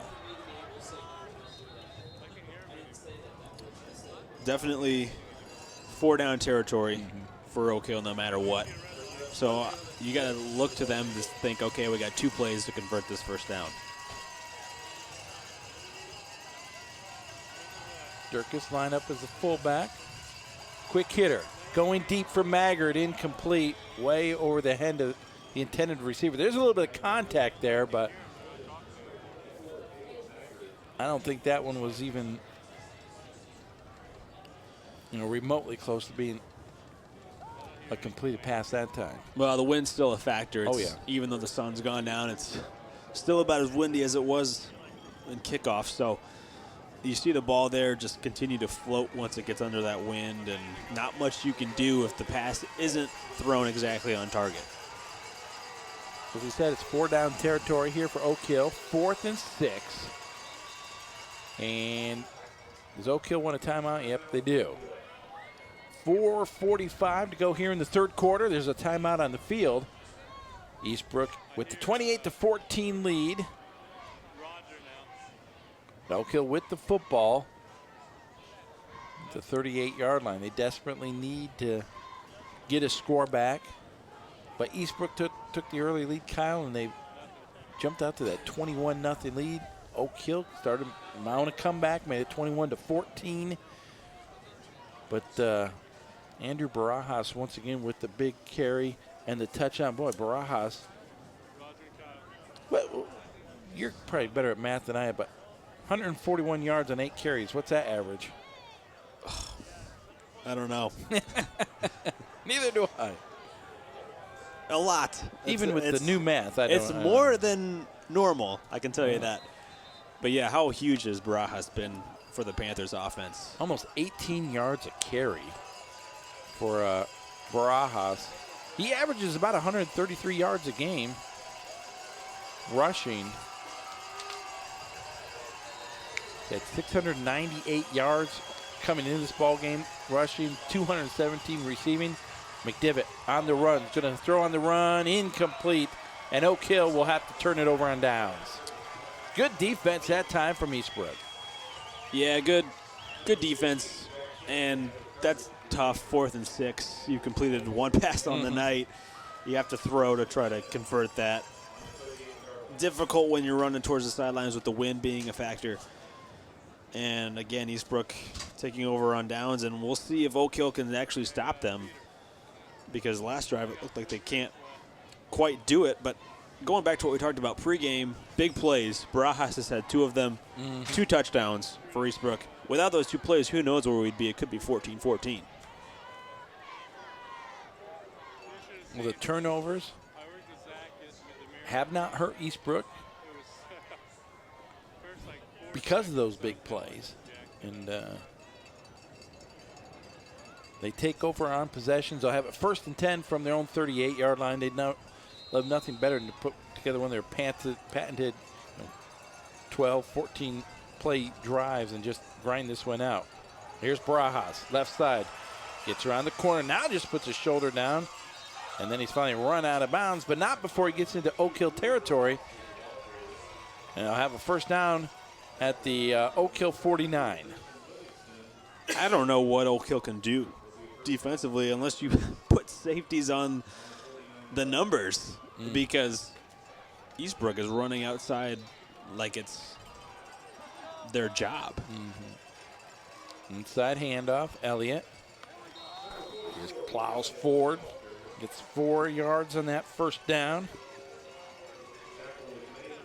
This is quintessential patented Eastbrook football, just that power inside, speed outside, and just every time you make a move to stop one, they go to the other.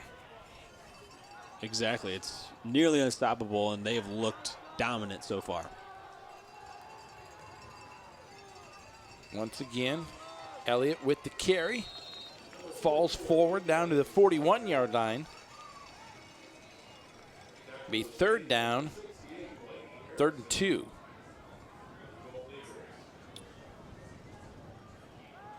Three minutes and 40 seconds to remain here in the third quarter. I tell you what, the other thing that marvels me about Eastbrook is how quickly they get the plays called and get them signaled in. Here's Baras. Left side, turns it up, dives forward, has the first down. Oh, the ball was loose. And are you kidding me? Let's see, is it whistled down or is it going to be Oak Hill football?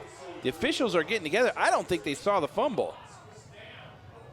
Yeah, this will be a big call, what the officials say. If his forward progress perhaps was stopped. And it is going to be Oak Hill football. Yeah, here's a replay. Let's try to see where the ball comes out.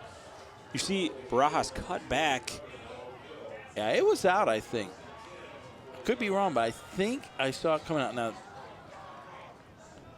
it was difficult to tell there, but the way that Baras fell to the ground, it almost looked like he was looking back as if you didn't have the ball with him when he was down by contact. Well, let's see if Oak Hill can do something. The 4th turnover of the ball game for Eastbrook. Well, Another false start. That's about the third or fourth time Oak Hill has had a penalty on 1st and 10 and makes it a 1st and 15. Yeah, there you saw the reaction from Owen Perkins. Not happy with himself, obviously.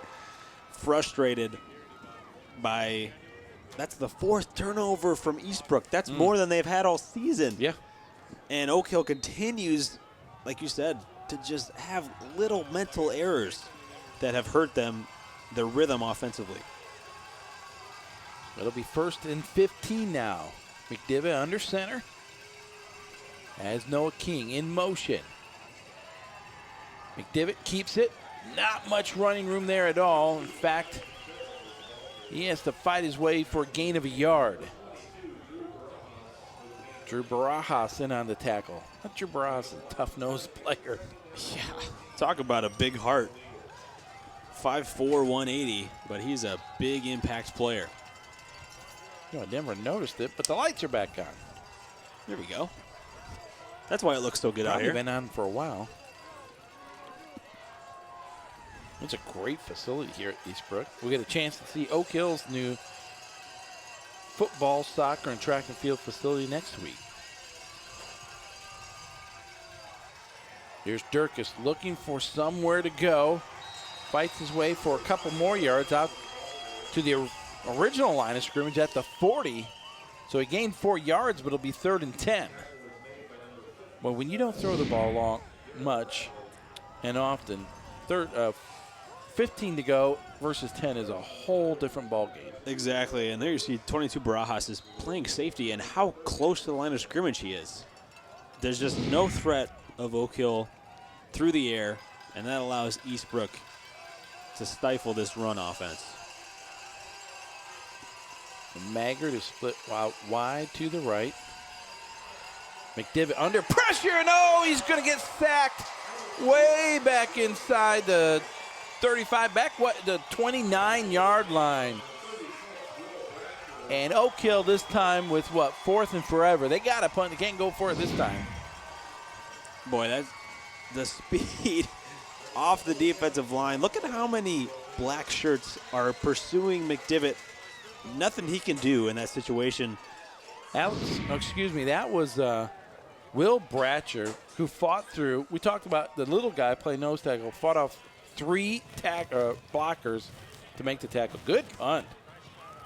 Watson at the 35 and out to the 40-yard line where he's taken down there. So a good punt and about a 5-yard return that time for Watson. But Will Bratcher, we talked about him earlier. Let's see what they officially list him at. 5'10", 155 pounds, playing in the nose. Sometimes they put him in different spots along the defensive line, but he went through 3 different potential blockers to make this sack there. He's just got quick footwork and the ability to get around those blocks because of his size and his quickness. And the defense of Eastbrook has really been solid for them. We haven't talked about them much. They've been underrated, but a huge advantage defensively that Eastbrook's had over Oak Hill's defense. Luke Elliott,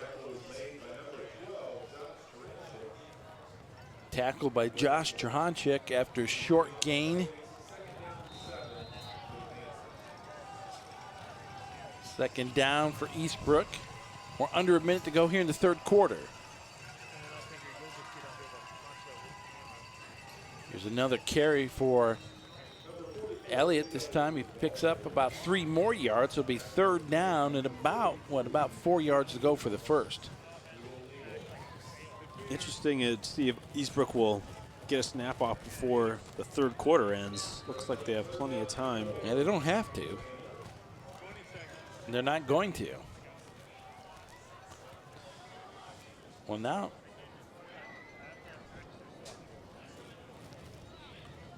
That is weird. I was looking at the game clock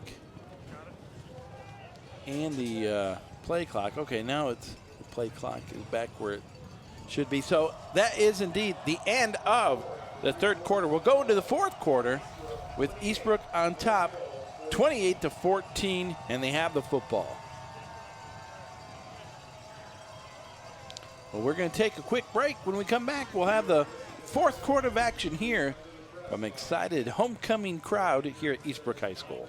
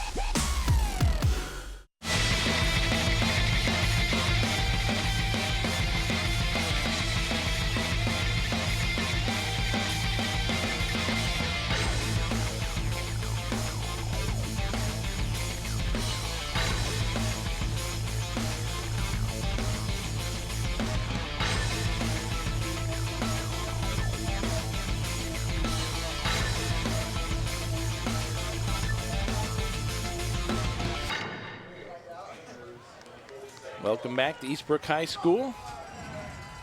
Kyle Johnson along with me, Roger Alcock, Zach Allen down on the field, our spotter and statistician Corey Key, and all the WIW crew here bringing you the Grant County High School football game of the week.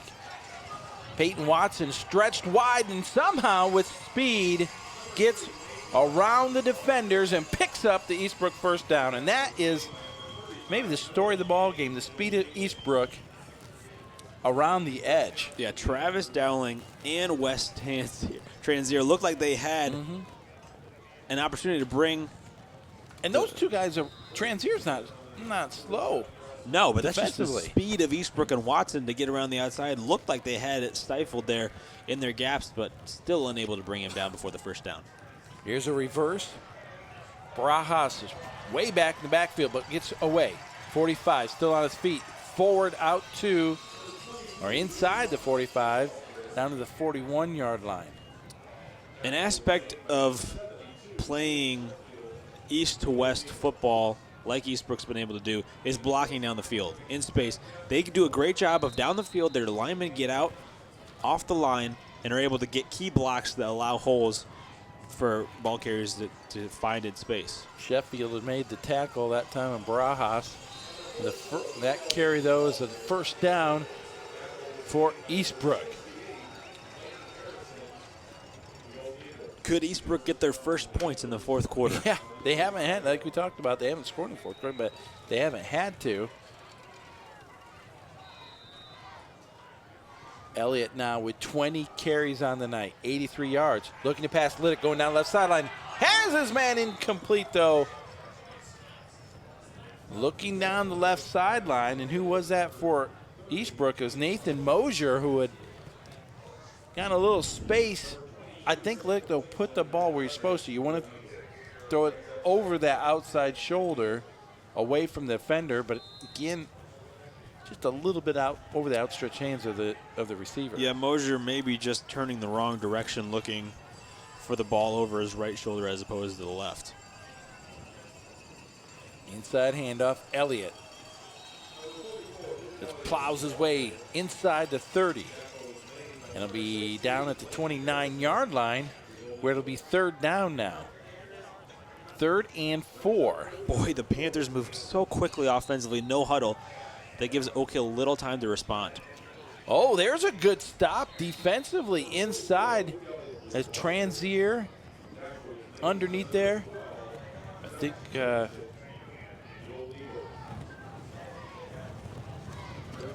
Turnacek, I think. Oh, okay, excuse me. Taranchik, excuse me. On 4th down and 4, Eastbrook will go for it. Well, now let's see, there's a timeout. Coach Jeff Adamson wants to talk this one over. 10 minutes and 18 seconds remain here in the fourth quarter. Eastbrook with the 28-14 lead over the Oak Hill Golden Eagles. Eastbrook has the football at their 29-yard line of Oak Hill. Get a good look at Coach Adamson there, the Dean of Grant County football coaches here. I'm not exactly sure, but he's been the head coach at Eastbrook somewhere in the neighborhood of about 24 years. A lot of success here. Big fourth down for Oak Hill. Only 14 points in the game, but if you get stopped here, get a touchdown, you never know what could happen down the stretch. There's still life with 10 minutes left for the Golden Eagles, but it all starts with this fourth down. 27 years for Jeff Adamson. He doesn't look like he's much over 28 years old. No, I thought he was around my age. Again, on the other sideline, Coach Bud Osman at Oak Hill. He has built a very fine program over Oak Hill in his tenure there. In fact, Oak Hill beat Eastbrook last season, had a great season, the Eagles did. I think Oak Hill has won 2 of the last 3 against Eastbrook. So the Panthers certainly would like to get back on the winning side of things here tonight, and they're well on their way to doing that. On 4th down, handoff. Stretching out is Barajas. He's going to be hemmed in and taken down for a loss. That time, who was that for Oak Hill? Well, it was Taranchik for Oak Hill, and Reed Newhouse in on that tackle as well, I believe. But for the first time all night. Yeah, the first time we've seen them stifle that outside sweep of Baras. And it couldn't have come at a better time because now all of a sudden you get the ball, 10 minutes left, you get a drive, you never know what could happen. And I think that was Reed Newhouse who made the tackle there, and then Taranchik came in towards the end. Well, it'll be first down for Oak Hill, but there's only 10 minutes and 13 seconds remaining here in the football game. That carry by McDivitt gets him about a yard, maybe two. It'll be second down. Bush in on the tackle. You just wonder, even with Durkis healthy 100%, Eastbrook has looked so good on defense. Now, Oak Hill has kind of hurt themselves a little bit with penalties, but still. I said earlier the story of the game was the big plays from Andrew Barajas, but probably the second biggest story is Oak Hill has hurt themselves multiple times with, procedure penalties on first down. McDivitt taken down on a loss. Bradley in on the tackle for Eastbrook. And Eastbrook is a team very similar to their coach in terms of very team-oriented. You don't see showboating on the field. You don't see, poses and postures and all that kind of stuff. But from the opening kickoff and before, you could tell this was a very fired-up Eastbrook team. And they're pretty fired up defensively right now. Home crowd, homecoming, they looked fired up from the start. That one's knocked away on third down. Right back at McDivitt, and so it'll be fourth down for Oak Hill, 4th and 10, and they're going to have to kick it away. Nathan James for the Panthers got a hand on that ball, and a punt against the wind from the Golden Eagles shouldn't be too much of a field position change. Well, Maggard back to kick. Barajas is no more than about 7 yards beyond the line of scrimmage.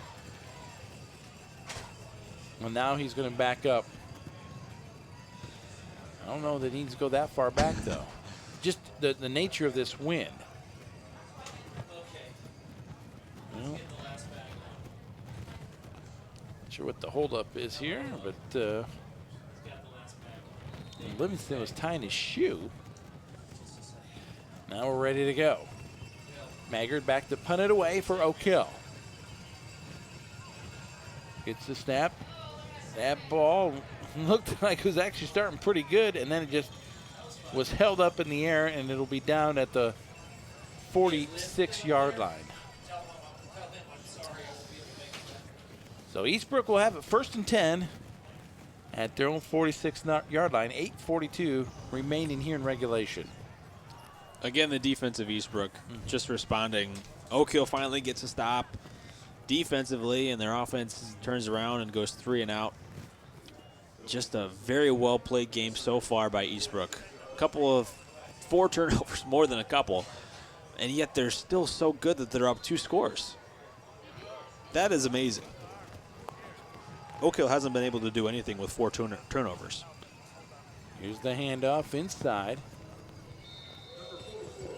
Luke Elliott with the carry. 23 carries now for Luke Elliott, 94 yards. He's 6 yards away from a 100-yard night.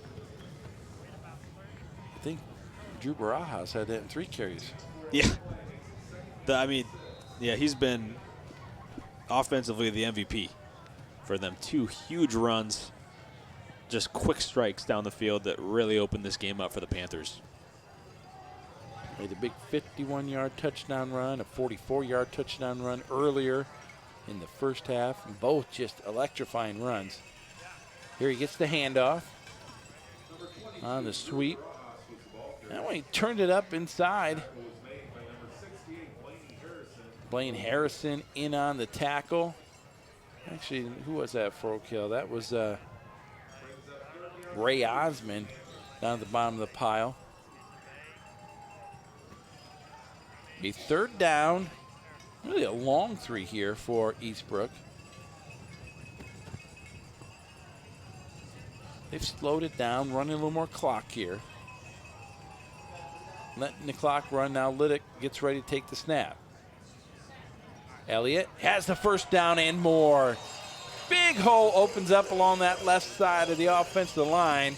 That'll be a first down Eastbrook inside Oak Hill territory at the 39-yard line. Just too many weapons. Luke Elliott up the middle, the fullback. Big physical runner. You got Baras and Watson on the outside. Liddick has carried it a couple times. Just too many weapons, I think, in this offense, even for a good defense like Oak Hill. There you see just the physical. It takes 2 or 3 guys to even bring Elliott to the turf there in that replay. And he's over 100 yards now on the evening. Elliott gets it once again. We're going to get a heavy dose of Luke Elliott here, I think, in the final 7 minutes of this football game. Yeah, we'll see Eastbrook do something they don't normally do, which is burn clock.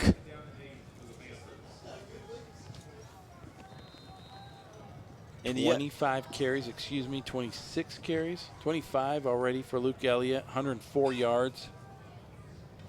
And now you see Jackson Liddick now. He'll just take his time, look at the play clock at the end of the end zone, and then hand it off to Luke Elliott. I was going to say, Roger, they still don't huddle. They're burning clock, but they're still not huddling. They're doing no huddle, just looking at the sideline for the play. Well, the Eastbrook Panthers are on their way to their 7th win of the season. Oak Hill looks like they're going to drop their first one of the year. But still more football to be left to play, and Oak Hill will have a chance to rebound next week against Mississippi. That should be a great game, and we'll have that game next week here on WIW-TV. And just as fired up as these Eastbrook fans were here tonight at Eastbrook's homecoming, it'll be homecoming at Oak Hill, and it'll be a huge night there as they have homecoming for the first time in their new facility there. Yeah, it should be a great game. Here we see Elliott again up the middle. Arm tackles are not going to work. He just keeps those legs moving, carries the defenders across the first down. And, yeah, it should be a great game next week. Hopefully a chance for Oak Hill, unless something miraculous happens in 5 minutes and 25 seconds, to redeem themselves against a good Mississinawa club. Eastbrook next week will go on the road to take on Frankton. Left side, Baras. He's hemmed in and yanked down the 22-yard line.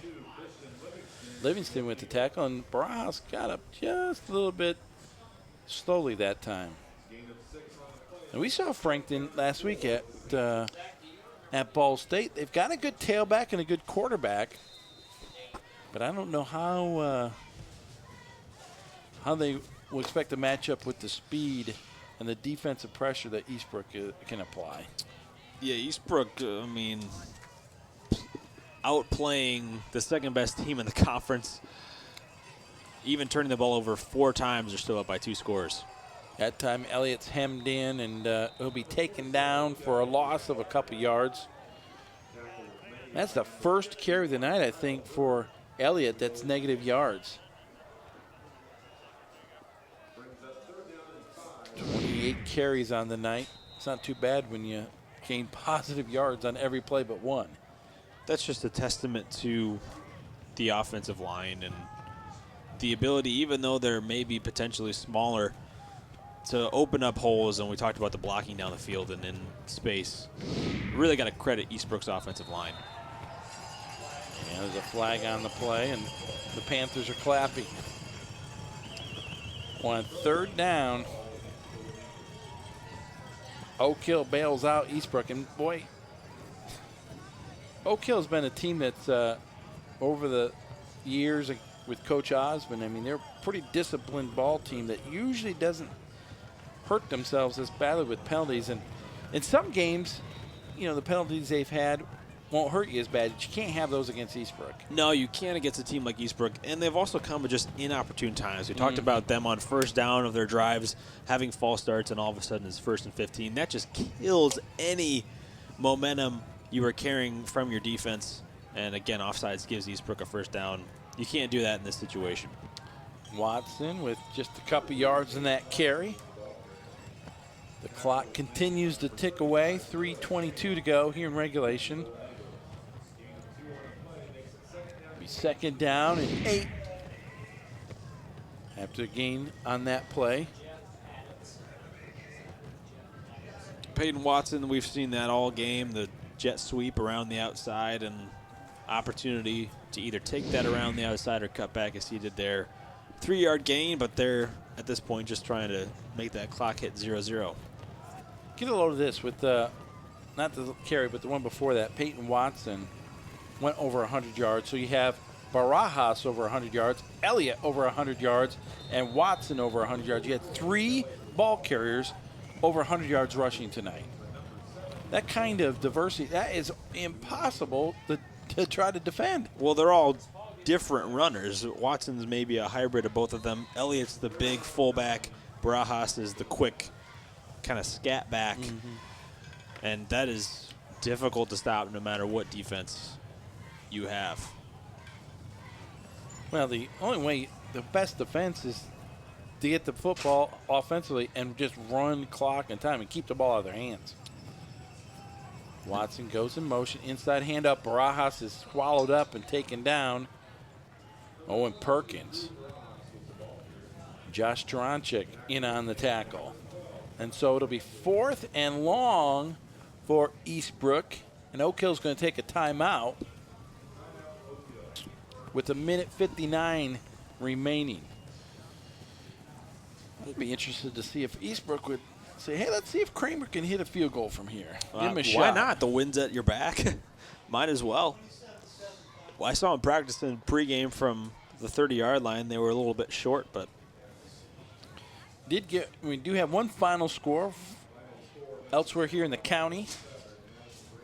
In the CIC, Mississinawa over Madison Grant 27-7. So Mississinawa will go into Oak Hill next week, riding a little bit of a wave on the winning side.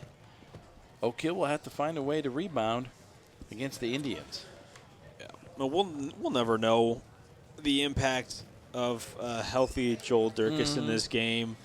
It's difficult to say based on how well Eastbrook played defense, but still, you just got to feel that without him 100%, this Oak Hill offense is just missing his production. Well, he's a big play back. There's no question about it. I mean, get a load of this. You talk about a guy who's got nearly 1,200 yards rushing in 4 games. I mean, against Eastern High School, 33 carries for 333 yards, 39 carries for 279 yards against Southwood, 41 carries for almost 300 yards, 284 yards at Frankton. And so, then he got injured. Well, 44 carries, 227 against Alexandria. Injured that shoulder. So not only did he not get the carries or the yardage, he's just not getting the carries, but he's a guy who he'll pound and pound, and then he'll break you, for a big gainer. Liddick on 4th down, incomplete pass, and so Oak Hill will take over the football, and they'll have it 1st and 10 from the 19. Let's see if Oak Hill passes the ball. A little 2-minute drill. Never know. Onside kick. 1:54 to play. Boy, but they have, 81 yards to go.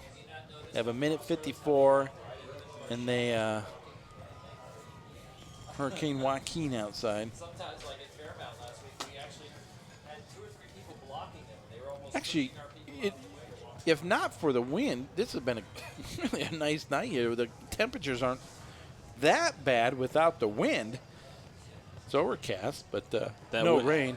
Dumping across the middle has it complete to Durkis, but it was defended extremely well. And there, I think, that was Bush with the tackle. Just stayed at home and made a nice play there. Gain of only 2 on that reception. I think a perfect example right there. That's a great play call, I think. Try to switch things up, but it's just defended very well. Yeah, Eastbrook, the defense has been the unsung hero of this game. as a unit. Too fast. A nose for the football. Oh, there's a fumble on that play, I thought, for just a second. Oak Hill, though. It has it. That was King with the football. And a timeout is going to be called by Oak Hill. That, I believe, is their final timeout. We talked about the wind. You know, it's not cold necessarily, but that wind is really chilly. And it was indeed a fumble. That ball was on the ground. Noah King just scooped it up. Heads-up play by King there. You doubted that there was a fumble on that play, didn't you? I saw. You can kind of tell, even when you can't see the ball on the turf. You can tell how people react. You couldn't see much from here, but sometimes when they react a certain way, you just see, you see different movement. Well, it'll be 3rd down and 8 for Oak Hill.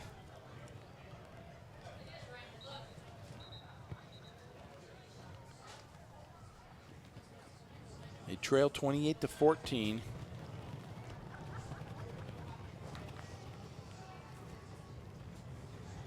At this point, for Oak Hill, you're just trying to get something going for next week and see what your offense can do on 3rd and long and maybe try some different things. Well, I think that was a fumble. No, that was exactly what happened earlier. There was a fumble on the play, but instead it's a false start. And we got a program blowing along the field. That'll be a 5-yard penalty. You let go of your program, you're not going to get it back in this weather. A little bit of rain falling. And I can hear through the windows the chants of CIC from the Eastbrook fans. In trouble is McDivitt, and down he goes inside the 5. And now there's a late flag on the play. And I don't know if that's going to be a sportsmanlike penalty on Eastbrook or not. Yep. And it's going to be 1st down for Oak Hill. And I think who was that on the tackle? Alex Gunter. Yeah, Gunter made the tackle. And he's just a little excited there. But I can't believe that was the penalty. But if it was, in either case, it's going to be 1st down Oak Hill. It's not going to make a difference in the outcome of the ballgame. But Coach Adamson's not really happy with that call, I don't believe. Well, he's a competitor, and no matter if they were up even more than this, he probably wouldn't be too happy with that call.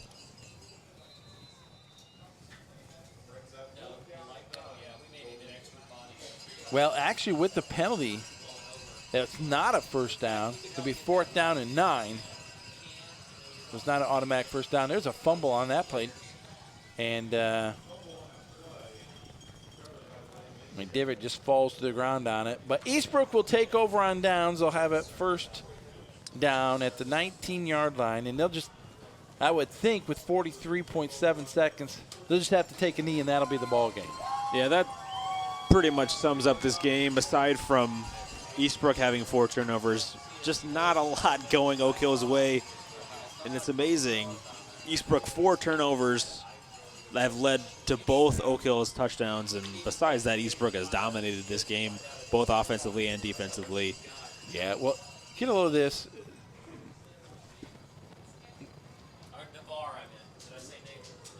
Eastbrook with, as we said, 3 100-yard rushers. Conversely, Oak Hill, as Eastbrook takes knee, Durkis held to only 50 yards. Noah King to only 7 yards. Christian Livingston to only 19 yards. The leading rusher, McDivitt, with 56 yards, only 24 yards passing. So a tough night, and it just speaks to that Eastbrook defense, as they'll have to take a knee one more time. But these are totally unofficial. But as the clock runs down and the Eastbrook Panthers celebrate sole possession of 1st place now in the CIC, and they're going to take back to Eastbrook the milk can that Oak Hill held for a week. But rushing yards for Eastbrook, 391 to only 132 for Oak Hill. 391 total yards for Eastbrook, 146 for Oak Hill. 4 fumbles for Eastbrook. It doesn't hurt them. But 15 first downs. It was just a very solid, disciplined, extremely well executed football game on both sides for Eastbrook. And there you see the coveted milk can, or as I prefer to call it, the Rusty Spittoon. It was painted last week in the Elwood colors of blue and red. Oak Hill took it back from Elwood, and now Eastbrook's going to paint that thing up red and black. I think Rusty Spittoons is perfect. We should try to get that officially. But it is a milk can. Yeah, but milk can doesn't roll off the tongue like Rusty Spittoon does. Well, the Panthers, what a performance. You talk about the stats, you talk about offense, but again, like what you said earlier, Kyle, just the defense was spectacular. They really were. And the offense, when they didn't turn the ball over, were spectacular too. Baras had a big game for them. But Eastbrook, aside from the 4 turnovers, a lot to take away positively from this game. The defense played fantastic. Now Oak Hill, Dirk is not 100% healthy, but even to hold them to, just over 130 yards. Total offense is spectacular for them defensively. And Oak Hill Eastbrook is just good. Yeah. There's not much you can say. They are the best team in the conference right now, and Oak Hill played a good game, but some things to work on. Well, we're going to take a break. We'll be back, though, in just a few minutes. Put a wrap on this one. Your final score, once again, from Eastbrook High School. The Eastbrook Panthers 28, Oak Hill 14. It's Grant County High School football game of the week here on WIW-TV.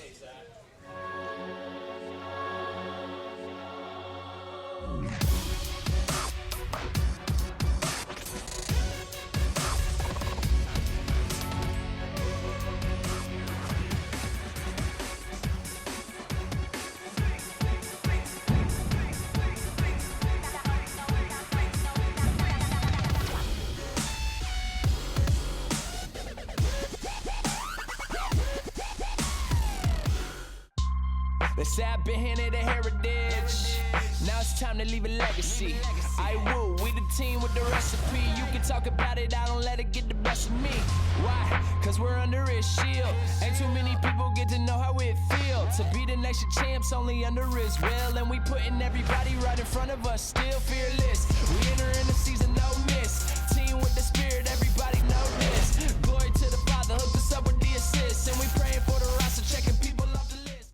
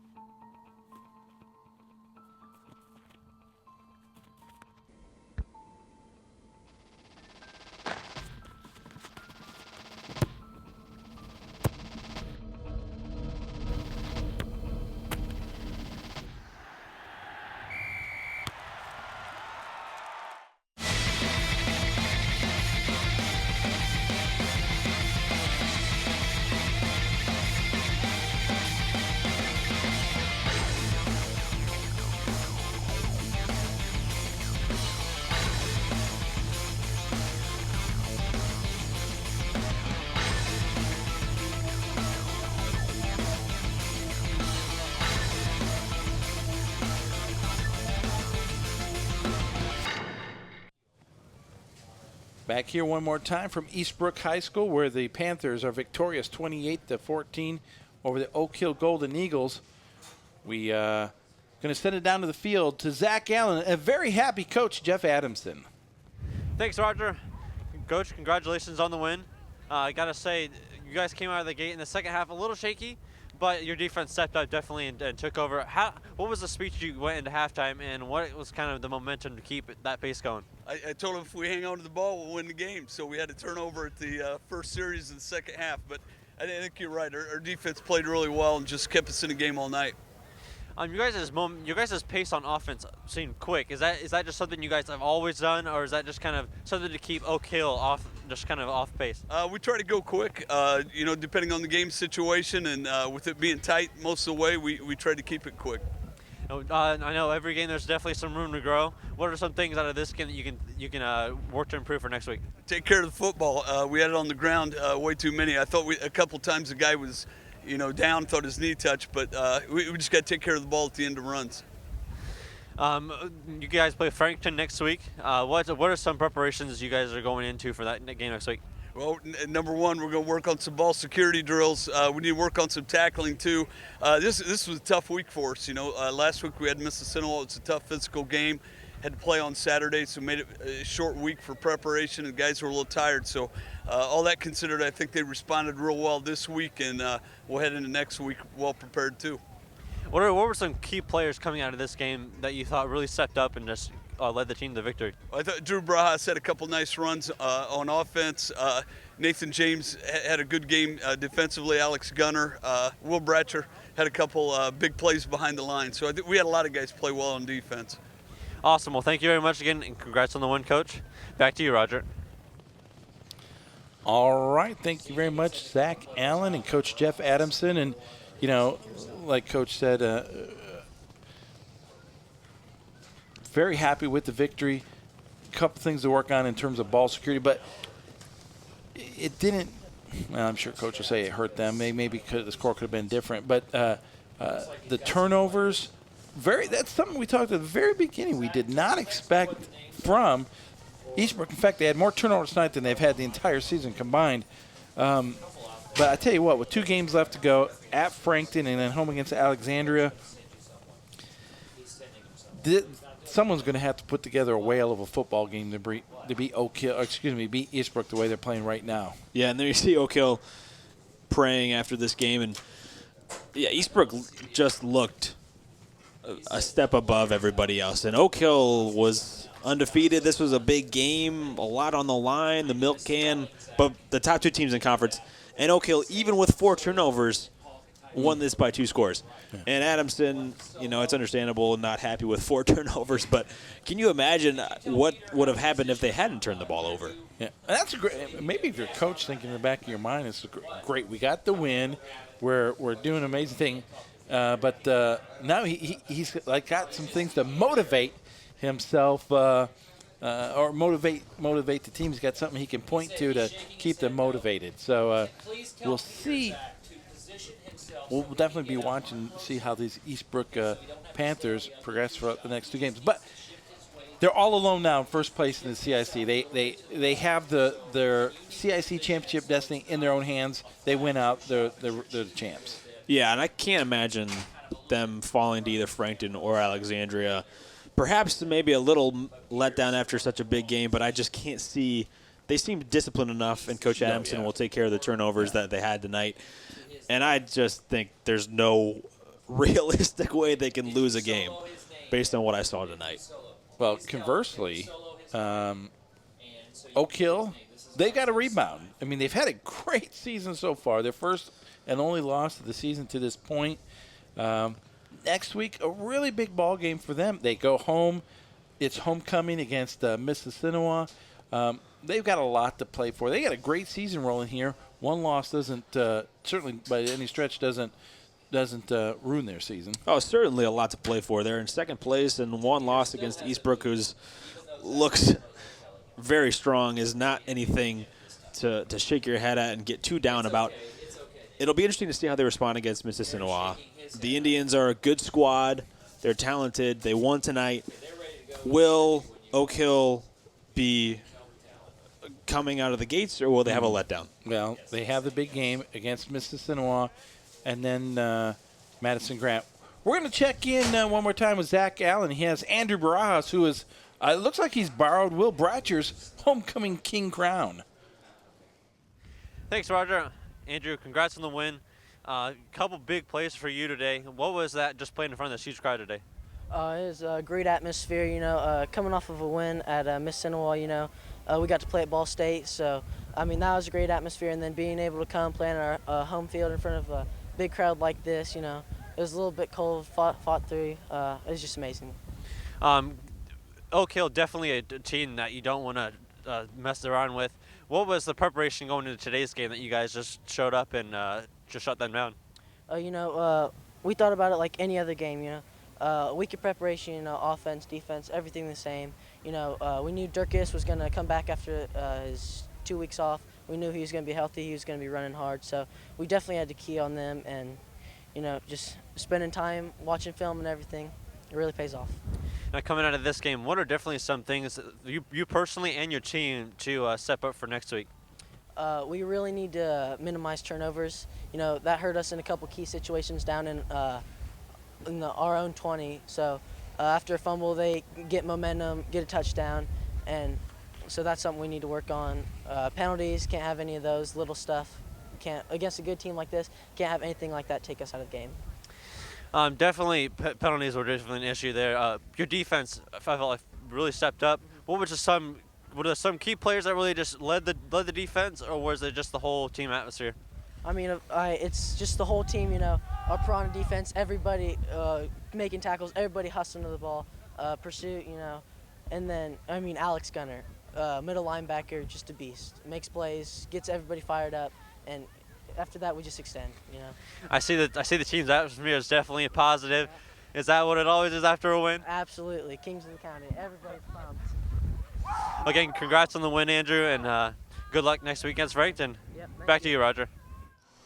All right, we've got a host of Burger Kings out there. They're all jealous of Will Bratcher. It was Will Bratcher at halftime that was homecoming king? Yes. He did it all tonight from the nose tackle position, made some great plays. He's homecoming king. I think after the game, he went up in the stands and played the tuba for the fight song.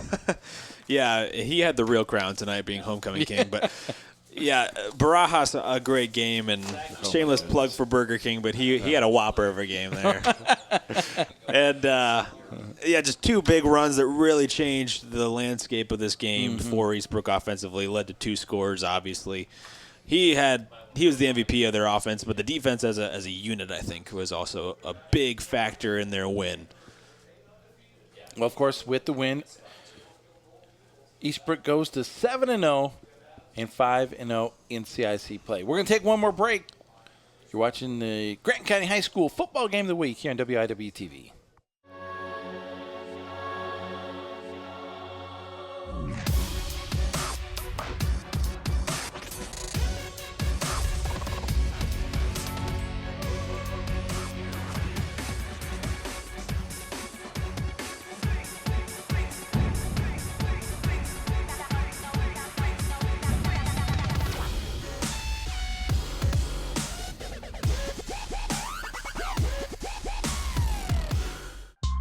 They say I've been handed a heritage.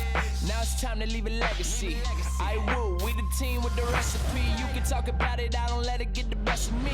Why? Cause we're under his shield. Ain't too many people get to know how it feels to be the nation champs only under his will. And we putting everybody right in front of us, still fearless. We enter in the season, no miss. Team with the spirit, everybody know this. Glory to the Father, hooked us up with the assists. And we praying for the roster, checking people off the list.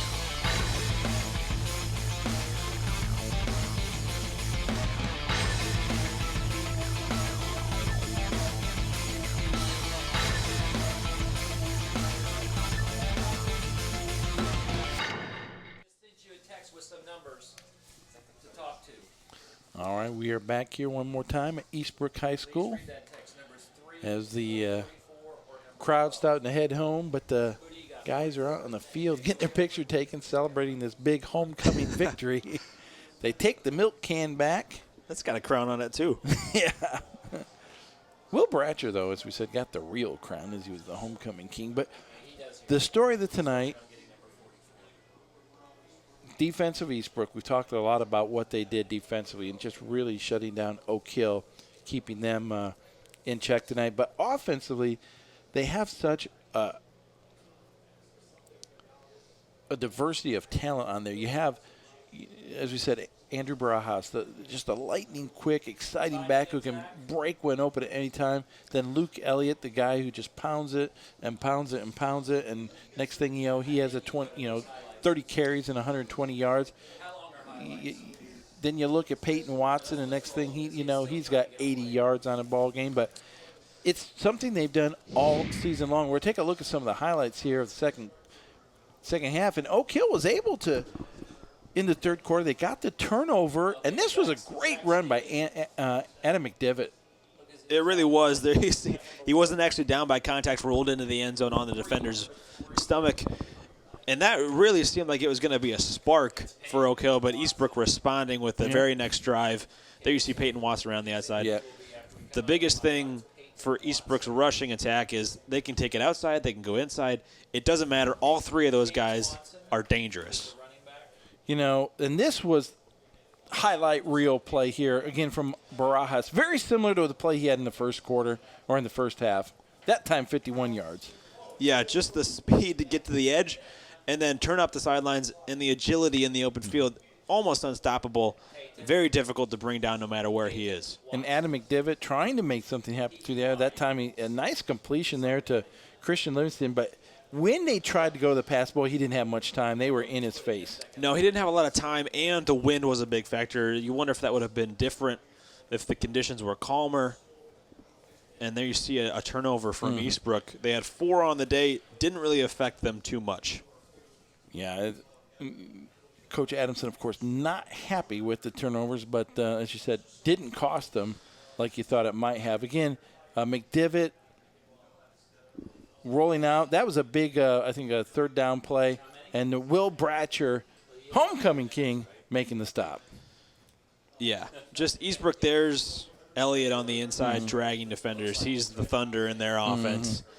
And he really had a big game. He's more underrated than Barajas with the big plays simply because he keeps the defense honest on the inside. You can't give up the inside because he can run right through you. If you focus too much on the outside, Barajas and Watson, he'll kill you up the middle every time. That one run by Luke Elliott that was stopped short, that was his only play of the game that was negative yards. Oak Hill, though, trying to make something happen here. Again, with their last possession, just the defense too much for Eastbrook. They were outstanding all night long. Of course, Gunter that time on the stop, and that was story night. Just very, very tough for Oak Hill to get anything going offensively. Yeah, very, very quick defensively. We're going to check in with Zach on one more time, and he has Peyton Watson with him. Thanks, Roger. Peyton, again, congrats for the win. Going into this game, what was the team's morale, especially with Oak Hill being a tough opponent?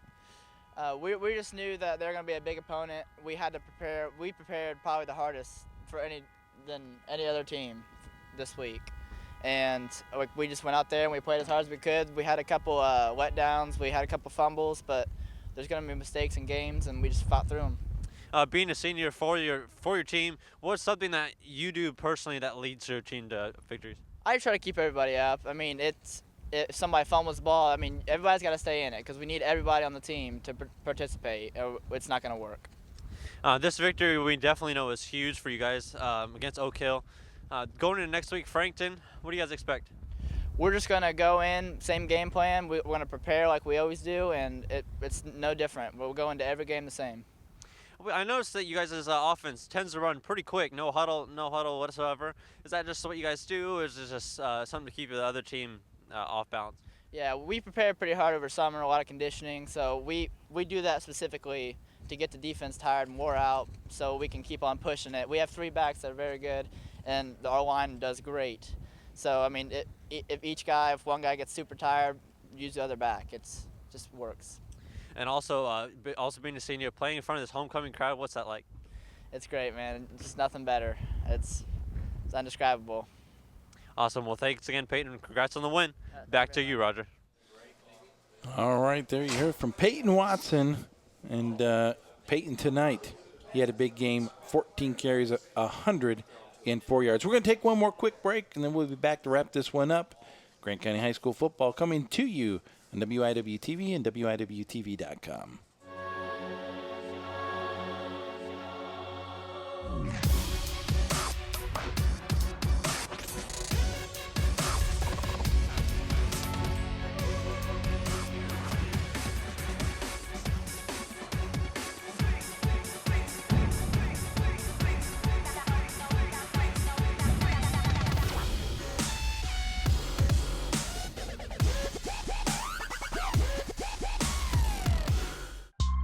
They say I've been handed a heritage. Now it's time to leave a legacy. I will, we the team with the recipe. You can talk about it, I don't let it get the best of me. Why? Cause we're under his shield. Ain't too many people get to know how it feels to be the nation champs only under his will. And we putting everybody right in front of us, still fearless. We enter in the season, no miss. Team with the spirit, everybody know this. Glory to the Father, hooked us up with the assists. And we praying for the roster, checking people off the list.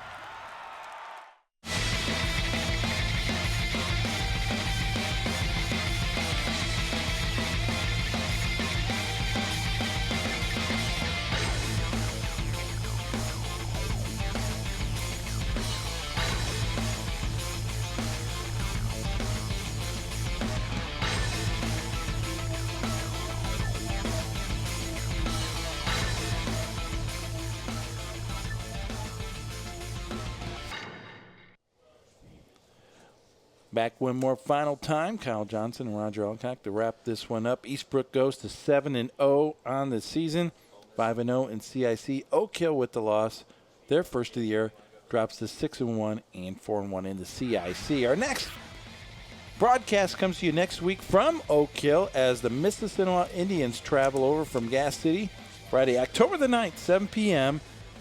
Be streaming online at WIWTV.com and broadcast on WIWTV 51. Well, a chance for Oak Hill, Kyle, next week at homecoming to try to respond and see if they can't get back on a winning track. We talked about Eastbrook's remaining schedule. Oak Hill, a tough opponent with Mississinawa. Should be hungry. There you see the rain coming down from the lights there. Nice shot. But we're glad that was not during the game. That just happened. That just started here within the last couple minutes.